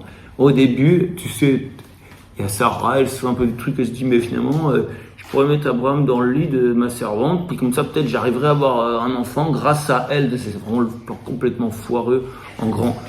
L'attitude de non-foi qui fait un enfantement non divin, c'est à peu près ça, quoi. Et tout ça pour dire qu'apparaît Agar dans cette espèce de constellation familiale. Et puis en fait, normalement, elle aurait dû être que le prête-ventre. Aïe, aïe, aïe. Elle commence à prendre sa place. Et puis en fait, elle commence à faire ses petits airs de princesse parce que c'est elle, la maman d'Ismaël, et pas Sarai. Aïe, aïe, aïe. Là, ça va mal se passer. Et au fait, du coup, alors, il y a Sarah, vous savez, c'est un peu le truc comme ça. Sarah va chez Abraham, elle dit, remonte que machin, je truc bideux. Et puis, Abraham, mais enfin, ma chérie, non, mais vous savez, un peu comme ça, il est un petit peu, un peu lâche, quoi. Et puis, il dit, ta servante est entre tes mains, fais-lui ce qu'il te plaît. Et du coup, Sarah, elle lui mène la vie tellement dure que, en fait, Agar va se casser. C'est une esclave en fuite. Esclave en fuite, c'est une catégorie sociale dans le sémitisme. Bon. Et au chapitre 21, c'est différent. Mais je vais dire après les deux trucs. Mais au chapitre 21, en gros, ce qui se passe, c'est que tout le monde est de nouveau là, à la maison, tout ça, mais sauf qu'il y a Sarah qui, lors du festin donné en l'honneur du sevrage de Isaac, vous savez, son fils, c'est comme la mère de Zébédée avec ses deux fils, c'est à peu près ça, elle est un peu la mère juive possessive. Et en fait, elle voit Isaac en train de jouer avec Ismaël. Et là, ça lui fait un petit truc, elle dit, il faut pas que ce mec hérite avec mon fils, après ça. Et donc, en fait, Dieu va épouser cette volonté de Sarah. Et il va dire à Abraham, oui, vraiment, renvoie Agar et son fils, et je ferai d'eux une grande nation. Bon, et on va voir un peu ces deux petits trucs vite fait. D'abord, vous vous souvenez que Agar, l'esclave, elle est partie en fuite au désert, en fait. Et puis là, on est au chapitre 16. Et qu'est-ce qui se passe? Eh bien, Dieu la rencontre, c'est magnifique, quoi. Et puis, c'est cassé, tant pis pour elle, pas du tout. Au contraire, l'ange de Yahvé la rencontra, je suis au verset 7, près d'une certaine source au désert, la source qui est sur le chemin de Chour. Il dit, Agar, servante de Sarai, d'où viens-tu et où vas-tu? Elle répondit, je fuis de devant ma maîtresse Sarai. L'ange de Yahvé lui dit, retourne chez ta maîtresse et humilie-toi devant elle. L'ange de Yahvé lui dit, je multiplierai beaucoup ta descendance, tellement qu'on ne pourra pas la compter.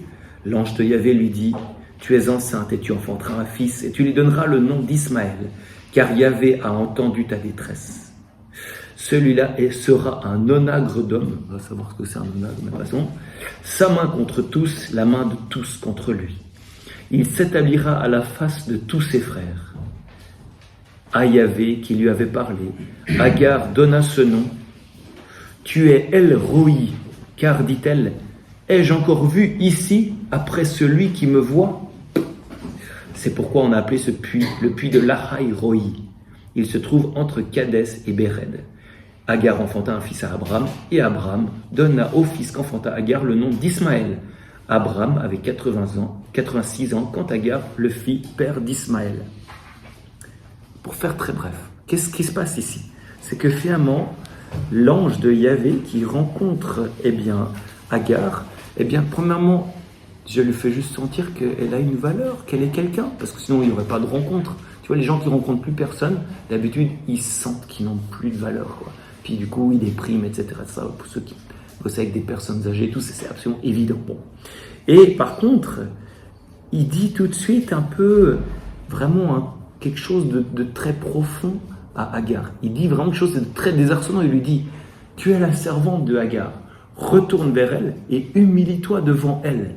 Et c'est-à-dire que là, vraiment, c'est quelque chose qui est vraiment, on va dire que Dieu, il voudrait apprendre à Agar une espèce de style de vie encore plus haut que la justice humaine. C'est-à-dire que, c'est vrai, elle s'est fait tabasser par sa maîtresse, j'en sais rien trop quoi, c'est dégoûtant. Elle aurait peut-être des raisons légitimes de faire justice, de se faire justice à soi-même. Et Dieu, en fait, veut l'amener plus haut. Et en fait, vraiment, là, on voit que, en fait, Agar, elle se sent regardée, elle se sent valorisée, un truc comme ça. Et donc, Dieu lui donne la promesse de la descendance. Et puis, elle, alors, ce qu'elle fait, elle donne un petit nom à Dieu. El Roi. El Roi, en gros, ça veut dire Dieu qui me voit. C'est quand tu fais un truc comme ça, c'est qu'en fait, tu as vécu un truc limite et tu n'arrives pas à le dire. Tu dis un peu un truc, mais que les autres ne comprennent pas trop, car elle dit. Et puis alors là, pour la traduction, allez-y, j'ai essayé de toutes les façons, mais là, c'est pas trop mal, mais c'est bizarre. Ai-je encore vu ici après celui qui me voit? Vous voyez, elle a vécu une expérience limite. Elle dit un truc, je sais pas, il m'a regardé. C'est le truc le plus banal du monde. Et pourtant, l'évidence première n'a rien de banal. Dieu m'a vu, Dieu m'a regardé. Et en fait, ça transforme un petit peu sa vie. C'est-à-dire que finalement, Dieu fait naître une mystique directement du fumier de son péché. Une mystique, c'est quelqu'un qui est simplement en lien avec Dieu. Et bien, vous voyez qu'avec tout ça, en fait, cette Agar qui a reçu le privilège d'être visitée par Dieu, elle ensemence Abraham et peut-être même Sarai. En tout cas, le verset 15 dit que, comme on a lu, Abraham donna au fils qu'enfanta Agar le nom d'Ismaël, et ça suggère que bien sûr Agar lui a raconté l'épisode de la rencontre avec Dieu au désert, puisqu'Abraham adopte le nom que l'ange de Dieu avait dit, en particulier à Agar. Et donc finalement, on peut voir que à travers Agar, peut-être Abraham lui-même devient familier du regard de Dieu sur lui-même. Donc voilà.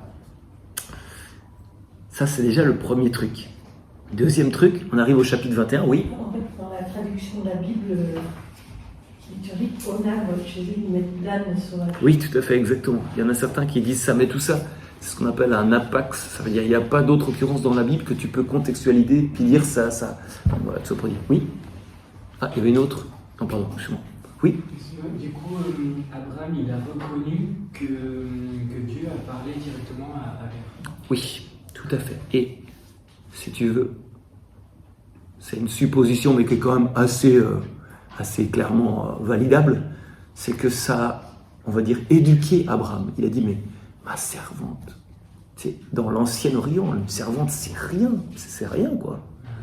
Eh ben, elle a vécu ça, Dieu lui a fait vivre ça. Et moi, tu vois, lui, ça le soulève un peu, c'est son Dieu, tu vois. C'est ça qui est magnifique. C'est ce que j'essaie de dire, c'est que Dieu construit un truc dans Abraham à travers les autres. Et puis après, il arrive encore un truc et qui nous est rapporté d'un bout à l'autre. Donc là, c'est dans le chapitre 21, vous pouvez sauter un petit coup. Eh bien, ce qui arrive, c'est comme je disais que, d'ailleurs, il y a un jeu de mots en hébreu, parce que Yitzhak, ça veut dire il a ri. Et puis, au fait, le verbe tsarak, ça veut dire rire, s'amuser. Et en fait, en gros, il y a marqué dans le texte hébreu, Sarah vit Ismaël en train de s'amuser. Mais en fait, si tu lis bien en hébreu, ça fait Sarah vit Ismaël en train d'Isaacer, ou de faire comme Isaac. Ça lui fait ce truc. Ça lui va pas, quoi. Et alors là, elle devient la harpie, quoi, vraiment. Et du coup, elle dit non, ça va pas. Et là, il se passe un truc pour Abraham, parce qu'Abraham, cette parole lui semble dure. À qui d'autre une parole semble-t-elle dure dans la Bible? Mémoire biblique. Très bien, Jean 6. Je suis le pain de vie. Cette parole leur parut dure et ils disent, qui peut écouter cette parole? Je ne sais pas, si tu veux écouter Dieu parler, c'est dur d'écouter Dieu parler. Franchement, c'est dur. Et là, c'est pareil ce qui arrive pour le pauvre Abraham. Cette parole lui sembla dure, mais Dieu lui dit que cette parole ne te semble pas dure à cause du petit et de sa servante. Tout ce que Sarah te demande, accorde-le, etc., etc. Mais de lui aussi, je ferai un grand peuple. Ouf, heureusement, parce qu'il est de ta race. Bon, super, très bien. Ça veut dire qu'Abraham, vous voyez qu'avant l'obéissance finale qui sera le sacrifice d'Isaac, en fait, il doit, en guillemets, un peu sacrifier Ismaël et sa mère aussi, quoi. Donc, voilà, il y a tout un truc qui se construit peu à peu où Dieu, il veut lui faire correspondre quelque chose. Et en fait, maintenant, si on reprend le fil d'Agar, on va dire elle est seule au désert, avec une miche de pain, avec une outre d'eau, et son fils Isaac sur l'épaule. Son fils, tu vois, je suis en train d'Isaac, là, ça va pas du tout. Et son fils Ismaël sur le dos. Mais tu penses à ça, tu vois, ils n'ont plus aucune perspective, ces gens. Parce qu'une esclave, en fait, c'est un non-statut social. Elle est étrangère, elle est égyptienne, elle a un jeune fils. Donc, en fait, si un homme la reprenait, il devrait suffire à la subsistance du fils. Enfin, en gros, ils sont plus possibilité, tout simplement, quoi. Et donc, qu'est-ce qui va arriver? Là, vous pouvez prendre le verset à peu près 15. Quand l'eau fut épuisée, etc., elle jeta l'enfant sous un buisson. Et elle alla s'asseoir vis-à-vis, loin comme une portée d'arc. Elle se disait en effet, je ne veux pas voir mourir l'enfant. Et elle s'assit vis-à-vis. Et il se mit à crier et à pleurer. Dieu entendit les cris du petit, et l'ange de Dieu appela du ciel Agar et lui dit, qu'as-tu, Agar? Merci pour la question. Qu'as-tu, Agar? Ne crains pas, car Dieu a entendu Ishmaël, c'est comme ça que ça se dit, les cris du petit, là où il est, debout, soulève le petit et tiens-le ferme, car j'en ferai un grand peuple. Dieu dessilla les yeux d'Agar et elle aperçut un puits. Elle alla remplir l'outre et fit boire le petit. Et là, vous voyez, je dirais déjà, il y a une espèce de correspondance assez particulière. C'est que, en gros, elle dit qu'elle ne veut pas voir mourir l'enfant. Et donc, elle jette l'enfant sous un buisson et elle s'assied loin pour ne pas entendre son cri. Et vous voyez, ça fait une espèce de parallèle avec une autre mère qui voit son fils mourir, bien sûr, au pied de la croix. Cette mère qui se tenait debout, elle, au lieu d'être assise. Vous voyez, là, on a déjà un peu un truc comme ça qui se construit, où en fait, comment être mère, comment, on va dire, assumer la maternité, enfin, un peu un truc comme ça. Et en fait, du coup, qu'est-ce qui peut ressusciter? Une parole de Dieu. Parce que, au fait, oui, attends, je vais quand même dire encore un autre truc, c'est que, ce qui est sympa aussi, c'est que le cri, vous savez, le cri du petit, c'est vraiment frappant parce que c'est le même verbe utilisé en grec qui est utilisé pour bienvenue dans la Bible. Pardon.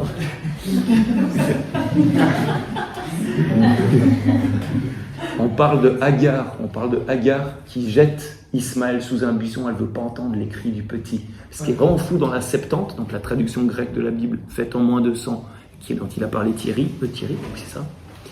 Eh bien, c'est vraiment la même structure de la phrase quand Jésus crie vers son Père. C'est vraiment fou. Et qu'on voit que là où il est, Dieu l'a entendu. Donc voilà, là, on a de nouveau une espèce de parallèle très, très, très mystérieux. Lorsqu'Ismaël n'a plus de perspective, lorsqu'il va mourir, manque d'eau, absence d'une mère, c'est la main de Dieu qui va lui donner la perspective, l'eau, la mer, tout. Vous voyez que l'état de pauvreté parfaite, le cri simple, là où il est, n'avoir même plus de pierre où reposer la tête, eh bien, telle est la condition de la prière. C'est-à-dire, car j'ai entendu les cris du petit là où il était. Okay, vous savez qu'on dit dans les psaumes 20 000 fois à peu près, que qu'est-ce qu'un pauvre pour un psaume? Qu'est-ce qu'un pauvre dans le psaume? Est-ce que quelqu'un saurait dire? Oui, il crie, mais alors attention. Le Seigneur l'entend. Le Seigneur l'entend très bien. Je dirais... alors je vous dis la définition en raccourci d'un pauvre, c'est celui qui n'a plus de recours. Par exemple, moi, s'il y a la foudre qui tombe, on a un petit peu quand même sur le compte, j'ai un léger recours. Et puis je peux aussi dire à l'assurance, ça c'est tous les recours. Ou alors par exemple, quand dans ta vie il y a quelqu'un qui te fait du mal, ton N+1, tu peux aller au N+2 pour dire, tu as un recours, tu vois, t'as un espèce de... Ça c'est des recours et c'est très bien, tant mieux qu'il y ait des recours. Mais sauf que là, quand il n'y a plus de recours, tu es pauvre. C'est ça le concept du pauvre en gros quoi. Et en fait, c'est le concept de la prière, c'est quelque chose comme ça. Et alors, à partir de là, justement, Agar, qui n'était plus rien, en fait, la seule parole de Dieu la met debout. Ça, c'est l'idée de l'espérance, puisqu'on est dans les de l'espérance. Donc voilà, attends. Oui, c'est ça, il y a une parole du ciel qui ressuscite, tout ça, c'est bien. Et tout ça pour dire qu'une fois encore, ça nous est rapporté dans la Bible. Ça signifie peut-être que finalement, Abraham a eu vent de tout ça. Ou bien tout ça pour dire qu'en fait, ça a bien dû aussi lui faire quelque chose, toute cette histoire d'Agar, et puis de voir que Dieu lui a répondu à son lieu de nudité totale, de nudité existentielle totale, où il n'en peut plus. Ça veut dire que Dieu arrive au moment où c'est fini. Tu sais, quand tout est mort, c'est peut-être le début. C'est peut-être justement là l'accouchement. Et en fait, c'est ce que Abraham va vivre. Sacrifie ton fils, ton unique. Il dit, mais le fils de la promesse, il a le sens de ce que c'est la prière, de ce que c'est le lien du pauvre avec Dieu. Vous voyez que Agar a finalement construit Abraham. Ok ? Alors, j'arrête là avec Agar. Dommage parce que c'est mon personnage préféré de ce cycle, de toute façon. Et là, on va en venir à Sarah, voilà, qui, c'est vrai, franchement, comment dire, elle n'est pas hyper simple.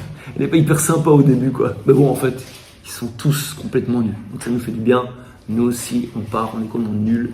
Puis Dieu, il va bien faire quelque chose. Parce qu'il sait bien faire de la permaculture avec du fumier. Il peut faire plein de trucs. C'est génial, tout ça. Bon. Et là, on voit que Sarah, là, on peut prendre par exemple le début du chapitre 16. C'est marrant, là, dans mon mémoire, j'ai oublié un truc. Mais effectivement, elle dit... Yahvé n'a pas permis que j'enfante, va donc vers ma servante, peut-être obtiendrai-je par elle des enfants. Non mais, tu ne pourrais pas dire nous, quoi. C'est qu'en fait, les enfants, ça se fait à deux, hein, sauf au 21e siècle. Hein, mais normalement, ça se fait à deux, voilà. Vous êtes, en gros, mariés, quoi. Voilà, c'est juste pour dire, hein, pardon. Mais vous voyez un peu le truc, c'est comme si Abraham n'avait au fond rien à faire dans cette histoire. Elle aussi, on avait vu pour Abraham que c'était déjà ça. Sarah, c'est vraiment pas beaucoup mieux, quoi. Au fond, peut-être, sa stérilité, c'est précisément l'incapacité du nous, à être ensemble. Et puis ça, c'est d'ailleurs une maladie du XXIe siècle absolument incroyable. Tu vois, peut-être obtiendrons-nous des enfants. Sarah, elle vit peut-être une sorte de solitude égoïste et résignée par la faute d'Abraham, et puis par la sienne. C'est une solitude à deux. C'est comme dingue, ça, hein. Une solitude à deux, voilà, une colocation. Merci beaucoup. D'ailleurs, ce qui est frappant encore dans ce verset 2 ou 3 là, c'est même pas, elle dit même pas peut-être j'obtiendrai par elle les enfants, c'est peut-être me bâtirai-je à travers elle, en hébreu c'est ça. C'est-à-dire qu'en gros, elle est dans l'auto-construction, l'auto-exaltation, mais attends, tu te prends pour qui quoi. Et alors j'imagine que vous vous souvenez peut-être du catéchisme, pour ceux qui en ont fait, de cette histoire d'Abraham qui est visité par les 3 anges. Non ? Est-ce que vous avez ça à peu près en tête, ce récit, ou est-ce que je le re-raconte ? Ouais, re-raconter ? Alors, et c'est pour parler de Sarah qui va rire toute seule dans sa tente. Ça, vous vous souvenez un peu ? C'est vraiment un truc, c'est un des passages les plus hilarants, c'est le cas de le dire, de la Bible. C'est ça pour dire que, en gros, Abraham, il est devant sa tente, à la chaleur du jour, il y a 3 hommes qui arrivent, puis lui, il a un peu le ressenti, il voit bien qu'il y a un truc, puis c'est l'hospitalité orientale, donc il se lève, il fait faire un festin, 40 kilos de pain, hein, on dit 3 mesures de farine, machin, il va faire tuer le veau gras, enfin je peux tout un truc, machin, et puis il s'assied avec les 3, puis voilà, ils mangent ensemble, tout ça, et puis en fait c'est Dieu bien sûr, et Dieu qui dit, je reviendrai vers toi l'an prochain, alors ta femme Sarah aura un fils. Et qu'est-ce qu'elle fait Sarah ? Tu sais, ce qui est trop drôle en plus, c'est qu'elle se fait des films, quoi. Elle est toute seule dans sa tête, parce que normalement, elle est dans la solitude, tout ça, machin. Et puis, mais elle se fait genre, attends, c'est où ça ? Ça, c'est Abimelech. C'est ça, pas plus. Ouh là là, non, c'est pas ça. C'est 18, c'est ça ? Merci. Voilà, c'est ça, exactement. Merci beaucoup. Exactement. Et donc, elle est en train de se dire, alors quand même, je vous cite un peu ces délires éveillés, vous savez. C'est très beau, Dieu nous a donné une imagination. Ça permet en fait de vivre le réel avec plus de douceur. Parce que des fois, tu t'imagines des flips qui n'arriveront certainement pas. Puis ça te permet en fait de te dire, si dans telle situation, l'imagination, c'est un don de Dieu. Alors là, voilà, Sarah, elle est en plein dedans. Et donc, qu'est-ce qu'elle dit maintenant que je suis usée, déjà c'est très joli comme expression sur elle, je connaîtrai le plaisir, tu sais, elle est en train de fantasmer sur ce qui... Enfin voilà quoi. Et mon mari qui est un vieillard, mais franchement c'est quand même glauque quoi. Et alors donc elle rigole, etc. Et puis du coup il y avait... Pourquoi Sarah elle rit en disant... Alors je crois qu'ils rend le truc un petit peu plus catholique quand même. Il n'est pas en train de parler de plaisir sexuel quand même parce qu'on est catholique. Donc il dit... vraiment, vais-je encore enfanter alors que je suis devenue vieille? C'est un peu le truc. Et du coup, il dit cette phrase magnifique: y a-t-il rien de trop merveilleux pour Yahvé? Parce que vous voyez, l'idée profonde, ça j'en reparlerai aussi, c'est de prendre Dieu pour un homme. Mais Dieu n'est pas un homme. Et puis en fait, vous voyez, entre nous et Dieu, c'est une transcendance. Dieu n'est absolument pas nous. C'est-à-dire, il n'y a rien de trop merveilleux pour Dieu. Ce qui pour nous semble absolument impossible, ce qui nous fait rire, quoi. Et bien en fait, voilà, Dieu peut le faire. Oui. Je connais un bibliste qui dit que probablement, dans ce passage-là, elle n'aurait pas ri mais souri de joie à l'annonce de ce que le Seigneur voulait faire pour elle. Est-ce que c'est intégral ou bien? Bah, sincèrement, tu vois, si Dieu lui dit un truc et après il dit Sarah avait menti, tu vois, il dit ça après dans le texte. Donc ça implique un peu un truc. Moi, je préfère bâtir sur l'autre idée que Sarah, ma foi, elle s'est repliée un peu le seul lieu où elle est de la place. Tu vois, c'est une femme en Orient, Abraham, il vit son truc avec Dieu, elle est dans sa tente, bah elle est dans sa tête, quoi. De toute façon, t'as plus lieu, tu vogues dans ta tête parce que voilà. Et donc Dieu lui dit, en fait, je suis dans ta tête. Et en plus, c'est même pas dans ta tête, dans l'hébreu, c'est Bekirba, qui rêve, c'est dans son interne, dans son fort intérieur, quoi. C'est à peu près ça. Puis justement, moi je trouve que c'est beau de voir que finalement, notre amie Sarah, elle découvre l'intériorité. Parce qu'avant, il n'y avait personne d'autre. Tant que tu n'as personne face à toi, tu ne découvres pas qui tu es. Puis maintenant que tout d'un coup, elle découvre Dieu dans son intériorité, elle découvre qu'elle a une intériorité. Ou bien... par exemple, s'il y avait une peuplade, disons, ou il y a une tribu en Papouasie-Nouvelle-Guinée et qui n'a jamais vu qu'il y a d'autres tribus, puis qui n'a pas même une idée qu'il y a une tribu, et il y a le missionnaire frère Andreas qui arrive en Papouasie et qui arrive et qui dit « Quel est votre nom ?» En fait, eux, ils ne savent même pas qu'ils ont un nom. Et pourquoi? Parce qu'en fait, ils ne savaient pas qu'il y avait quelqu'un d'autre. Puis là, c'est pareil pour Sarah.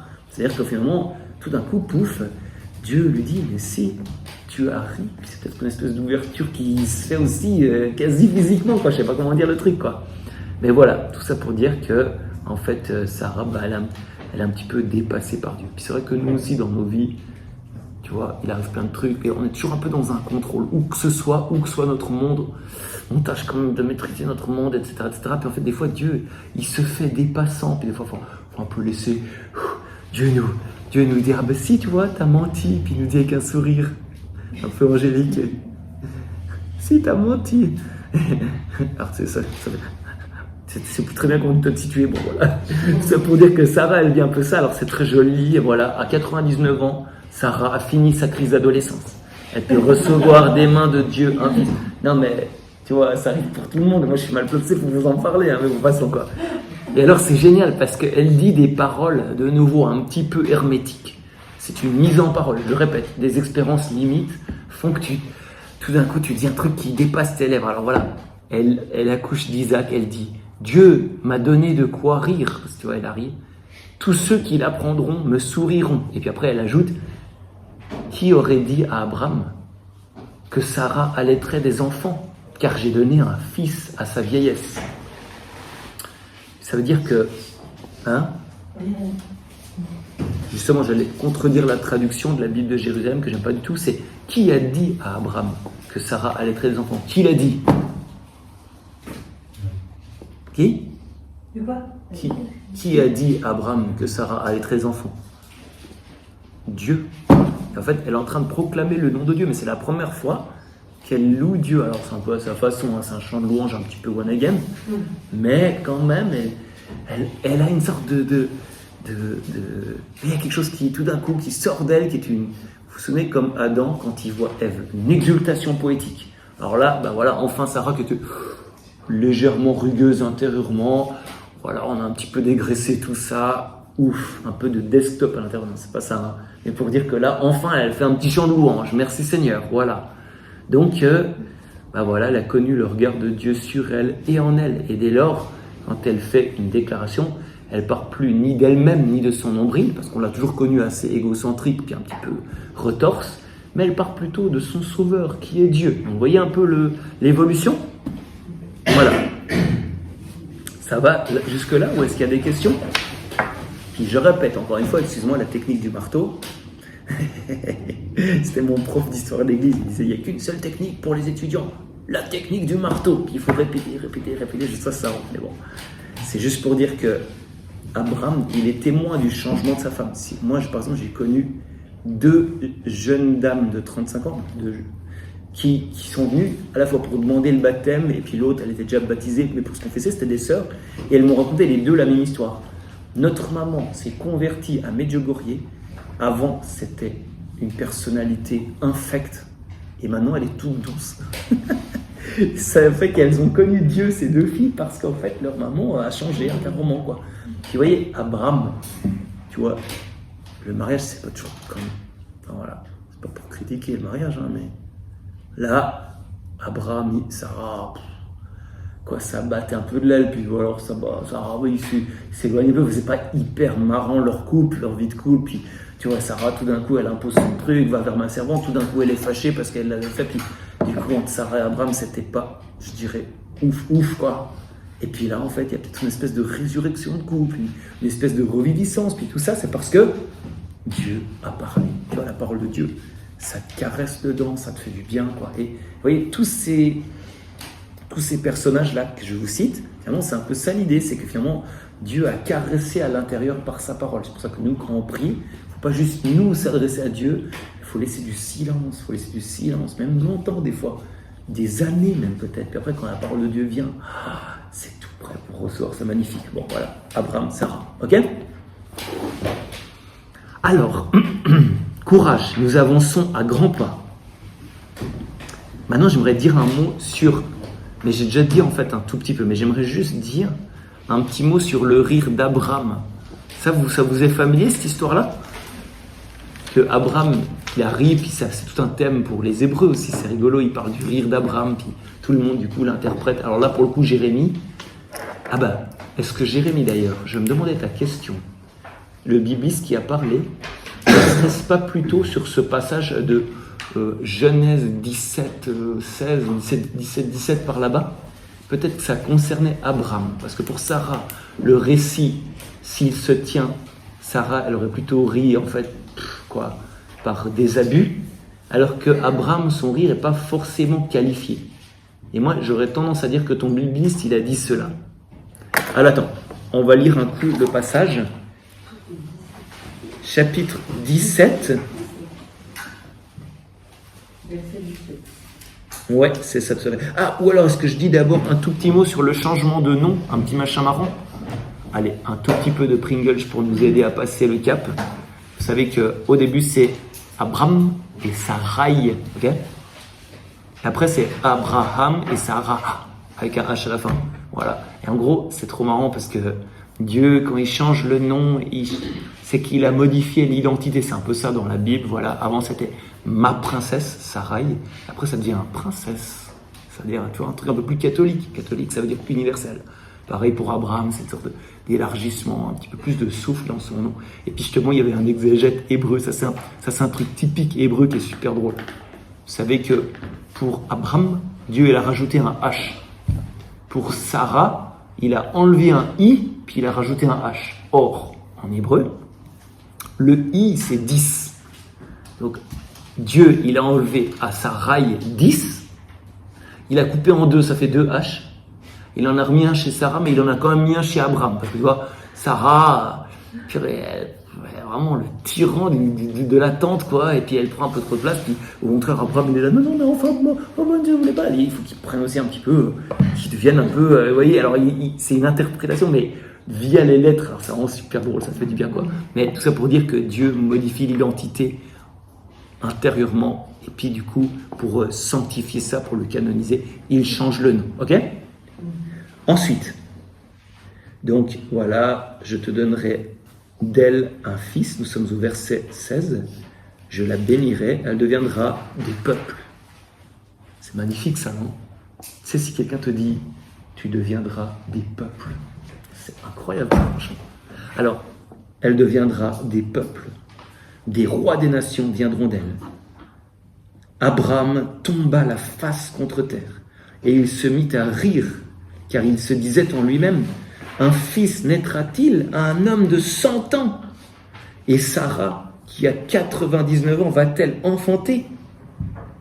Abraham dit à Dieu, oh, qu'Ismaël vive devant ta face. C'est pour dire, laisse tomber, t'as pas compris ce que c'est les hommes et les femmes. En vrai, c'est à peu près ça. Mais Dieu reprit, non, mais ta femme Sarah te donnera un fils, tu l'appelleras Isaac, j'établirai mon alliance, etc., etc., etc. Attends, c'est où qui dit, y a-t-il rien de trop merveilleux? Zut, alors, bon, tant pis, je sais plus où c'était. Ah oui, si, je sais où c'est, exactement, c'est... C'est ce qu'il dit après à Sarah, c'est « Y a-t-il rien de trop merveilleux pour Yahvé ?» Vous voyez, Abraham rit pendant qu'il tombe, il adore Dieu, mais en fait, il est en train de rigoler. Vous voyez, nous, nos génuflexions, tu vois, tu peux faire la génuflexion dans plein d'idées, quoi. Même, tu peux rendre grâce à la puissance de Dieu, mais sans être dans un amour éperdu. C'est plutôt ça l'idée de la génuflexion, ou de la prosternation, ou quoi que ce soit. Mais en tout cas, des fois, on fait des jolies grimaces de singe, tout ça. Puis alors là, c'est un peu ça, Abraham, c'est rigolo. Il rit, mais...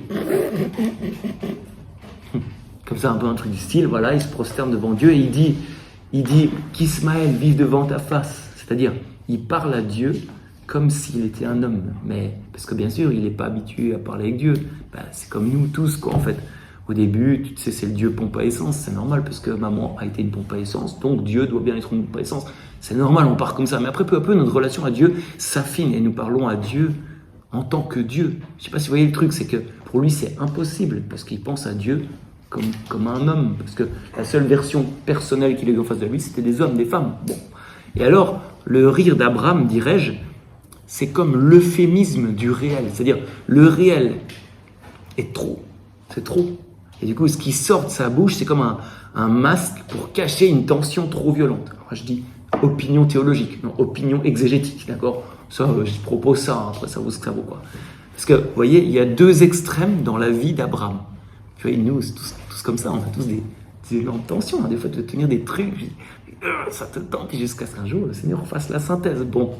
Et là, pour Abraham, l'impossibilité du Fils et, c'est le « et » qui est terrible, la promesse du Fils. L'impossibilité du Fils et la promesse du Fils se rejoignent dans la bouche du Seigneur. Je te donnerai d'elle un fils. Ça, c'est l'élastique tendu à mort dans la vie d'Abraham. Puis justement, cette hypertension se produit parce que Abraham parle à Dieu comme s'il était un homme. Et c'est pour ça que, justement, l'homme est humain. Mais est-ce qu'il n'y a rien de trop merveilleux pour le Seigneur? Et voyez, la première impression de la transcendance pour Abraham et Sarah, c'est ce mot, c'est merveilleux, merveilleux. Et merveille, c'est vraiment le nom propre de Dieu qui d'ailleurs fera date dans la Bible. C'est, on chante tout le temps, le dimanche, les merveilles du Seigneur, machin, etc., etc. Donc voilà, à partir de là, on va dire que les fondements, donc à partir du moment où Abraham a accueilli Dieu comme Dieu, c'est fou, hein. Et en fait, les fondements existentiels de l'alliance sont posés en eux, en Abraham et Sarah. L'extraordinaire proximité de Dieu et l'extraordinaire transcendance de Dieu, les deux ensemble. Vous voyez, quand on dit que Dieu s'est fait chair, c'est taré, quoi. Tu vois, il faut avoir expérimenté combien Dieu est infini, qu'il est indicible, impensable, pour voir correctement l'enfant dans la crèche. Vous voyez un peu? Parce que sinon, tu es toujours un peu le mauvais thérésien, tu sais, la petite Thérèse, tout est petit, il y a la petite crèche, il y a le petit âne, il y a le petit bœuf, tout est... En fait, il faut d'abord avoir vu la vraie grandeur de Dieu pour parler de la petitesse que Dieu s'est fait homme, que Dieu s'est fait chair, que Dieu s'est fait petitesse. Vous voyez ce que je veux dire? Et c'est ce qui se passe dans la vie d'Abraham et de Sarah. Voilà. Je crois qu'avec tout ça, nous avons à peu près assez d'éléments pour passer enfin à Genèse 22. Donc, on reprend notre extrait du sacrifice d'Isaac. Et là, j'essaie de dire, si vous voulez, je veux dire 2-3 trucs. Je lâche le dernier truc, puis après aussi, vous pouvez aussi un peu réagir ou bien poser des questions bêtes, c'est hyper important. Et vraiment être choqué par des trucs, et dire non mais ça ne me va pas du tout. C'est justement là que Dieu, il peut faire des trucs, ok?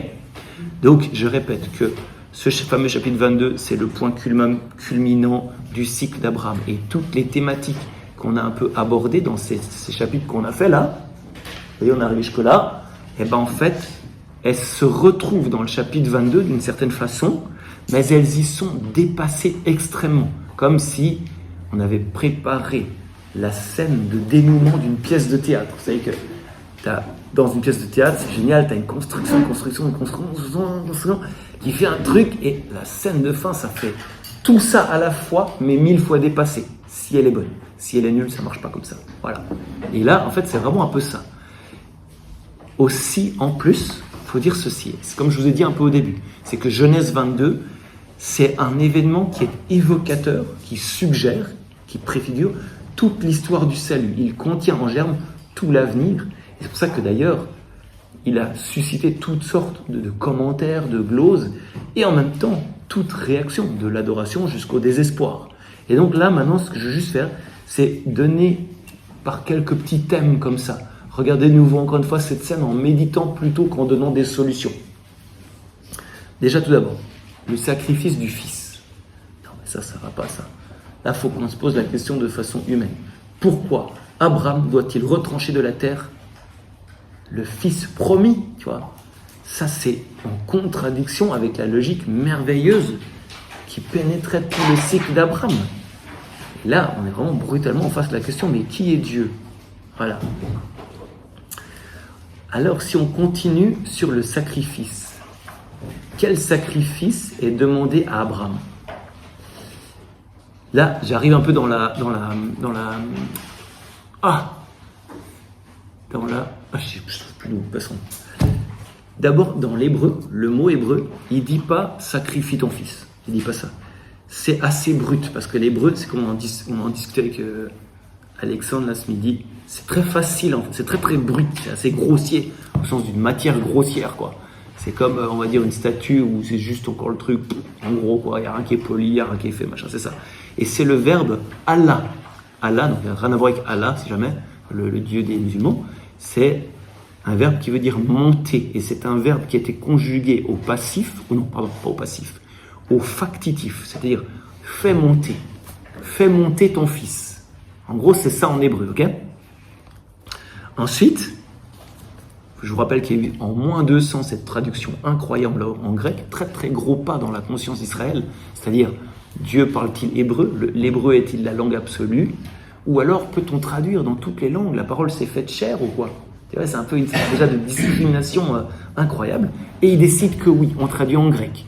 Et comment vont-ils traduire? Et là, à ce moment-là, on a un peu une espèce d'idée comment ils entendaient la parole de Dieu pile à ce moment-là, ce qui est très très intéressant pour nous. Et justement, la Septante, elle fait vraiment une distinction vraiment qui a un tape à l'heure. Quand tu lis en grec, tu es là, non mais ça va pas du tout, quoi. C'est que là où le mot holocautoma, holocauste, était attendu de façon évidente, quoi. Et, tu vois, quand tu as marqué fait monter, machin, tu traduis directement en grec holocauste. Et il met une sorte de nouveau mot, qui est une espèce de... C'est pas forcément un néologisme, c'est un peu une espèce de truc, c'est holocarposis. Alors attention, je reprends. Holocautoma, donc holocauste. Holos, c'est tout, d'accord? C'est un peu universel. Et kautoma, c'est brûler, c'est-à-dire tout brûler, ok? Maintenant, le deuxième mot, c'est holocarposis, tout, karpos. Quelqu'un sait ce que ça veut dire en grec? Non? Polycarpe, tout ça, non? Ça veut dire fruit. Bien, karposis, c'est la fruition. Tu vois, par exemple, si tu as la fruition de cette Bible, peut-être qu'elle n'est pas à toi, mais c'est toi qui en profites, quoi. En gros, c'est ça. Donc, en gros, le mot qui est mis à la place d'Holocauste, c'est toute la fruition. Abraham est appelé à offrir à Dieu toute la fruition de son fils Isaac. Mais qu'est-ce que ça veut dire? Alors, ce qui est sûr, c'est que dans la conscience d'Abraham, lui, il le comprend comme un sacrifice humain. Donc voilà, c'est quand même violent. Et d'ailleurs, le mot couteau, c'est pas le mot couteau qu'on a d'habitude, c'est un mot très étonnant, ma'achalet, qui signifie la mangeuse, littéralement. On va comprendre pourquoi ça, mais en tout cas, Ça pour dire que tu as des trucs là-dedans. Enfin, donc il saisit le couteau, voilà. Tu planes un peu, voilà.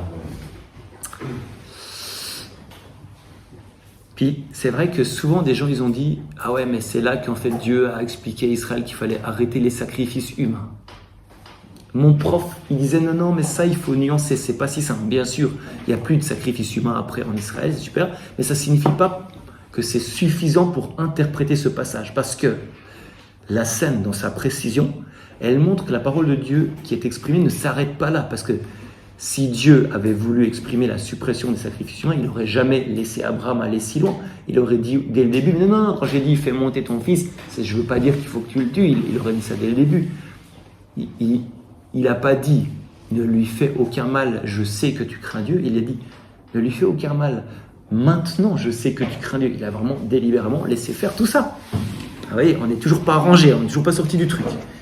Je dirais ceci, et là ça va peut-être vous choquer.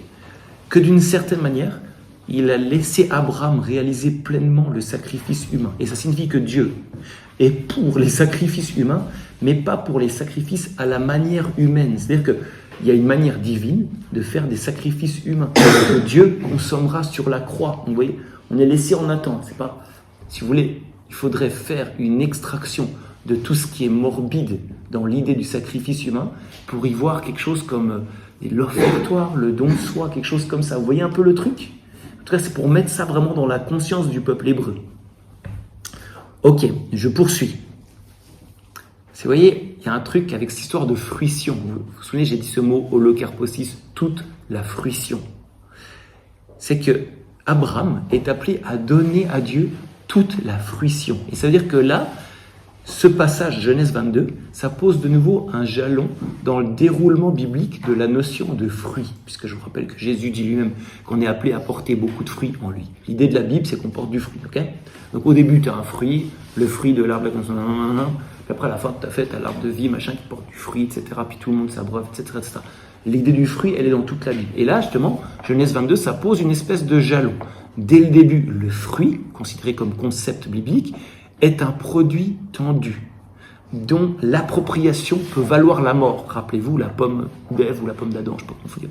On sait rien si c'est une pomme, on s'en fout. Mais tout ça pour dire que derrière ce petit fruit, tu avais une énorme intention. Donc c'est un truc tendu. Nos premiers parents prennent ce fruit. Ils s'engagent dans la dynamique opposée à celle que Dieu a donnée à la création. Porter du fruit. Ils prennent le fruit, ils ne portent pas du fruit. Okay ? Dès lors, même si on porte du fruit, on s'approprie le fait d'être fructueux, comme on avait entendu. Pour Caïn, c'est « j'ai acquis un homme de par le Seigneur », c'est-à-dire on s'approprie. Puis même nous, tu vois, quand on fait une super évangélisation, on dit « ouais, j'ai vraiment cartonné ». Enfin voilà, en gros, c'est l'orgueil, c'est s'approprier le fruit, c'est ça, ok ?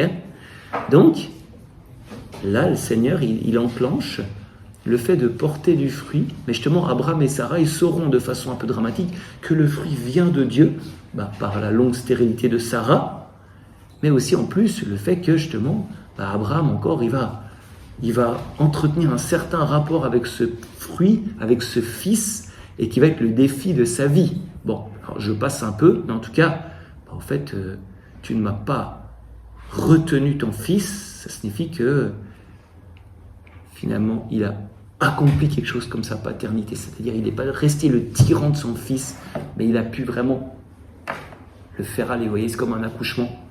Il n'est plus toi. Vous voyez un peu le truc ? Incroyable, non ? Attends, est-ce que je vais me lancer là-dedans ? Quelle heure est-il ? Il y a encore 2 secondes. Je sais pas, vos muscles neuronaux disent quoi ? Parce que là, ça va faire comme Thierry un peu à la fin, tu ajoutes des étages, puis alors là, ça commence à être difficile, quoi. Est-ce que... Quoi ? Ça fume. Fumant ou encore un petit peu chaud, ou bien est-ce qu'on calme un peu ? Dites quelque chose, hein ? Hein ? Hein ?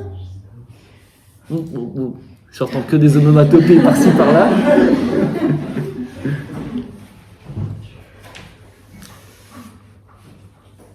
Alors, bon, écoutez, j'ai essayé un petit moment. Après, vous m'arrêtez. Attends, je regarde un petit peu.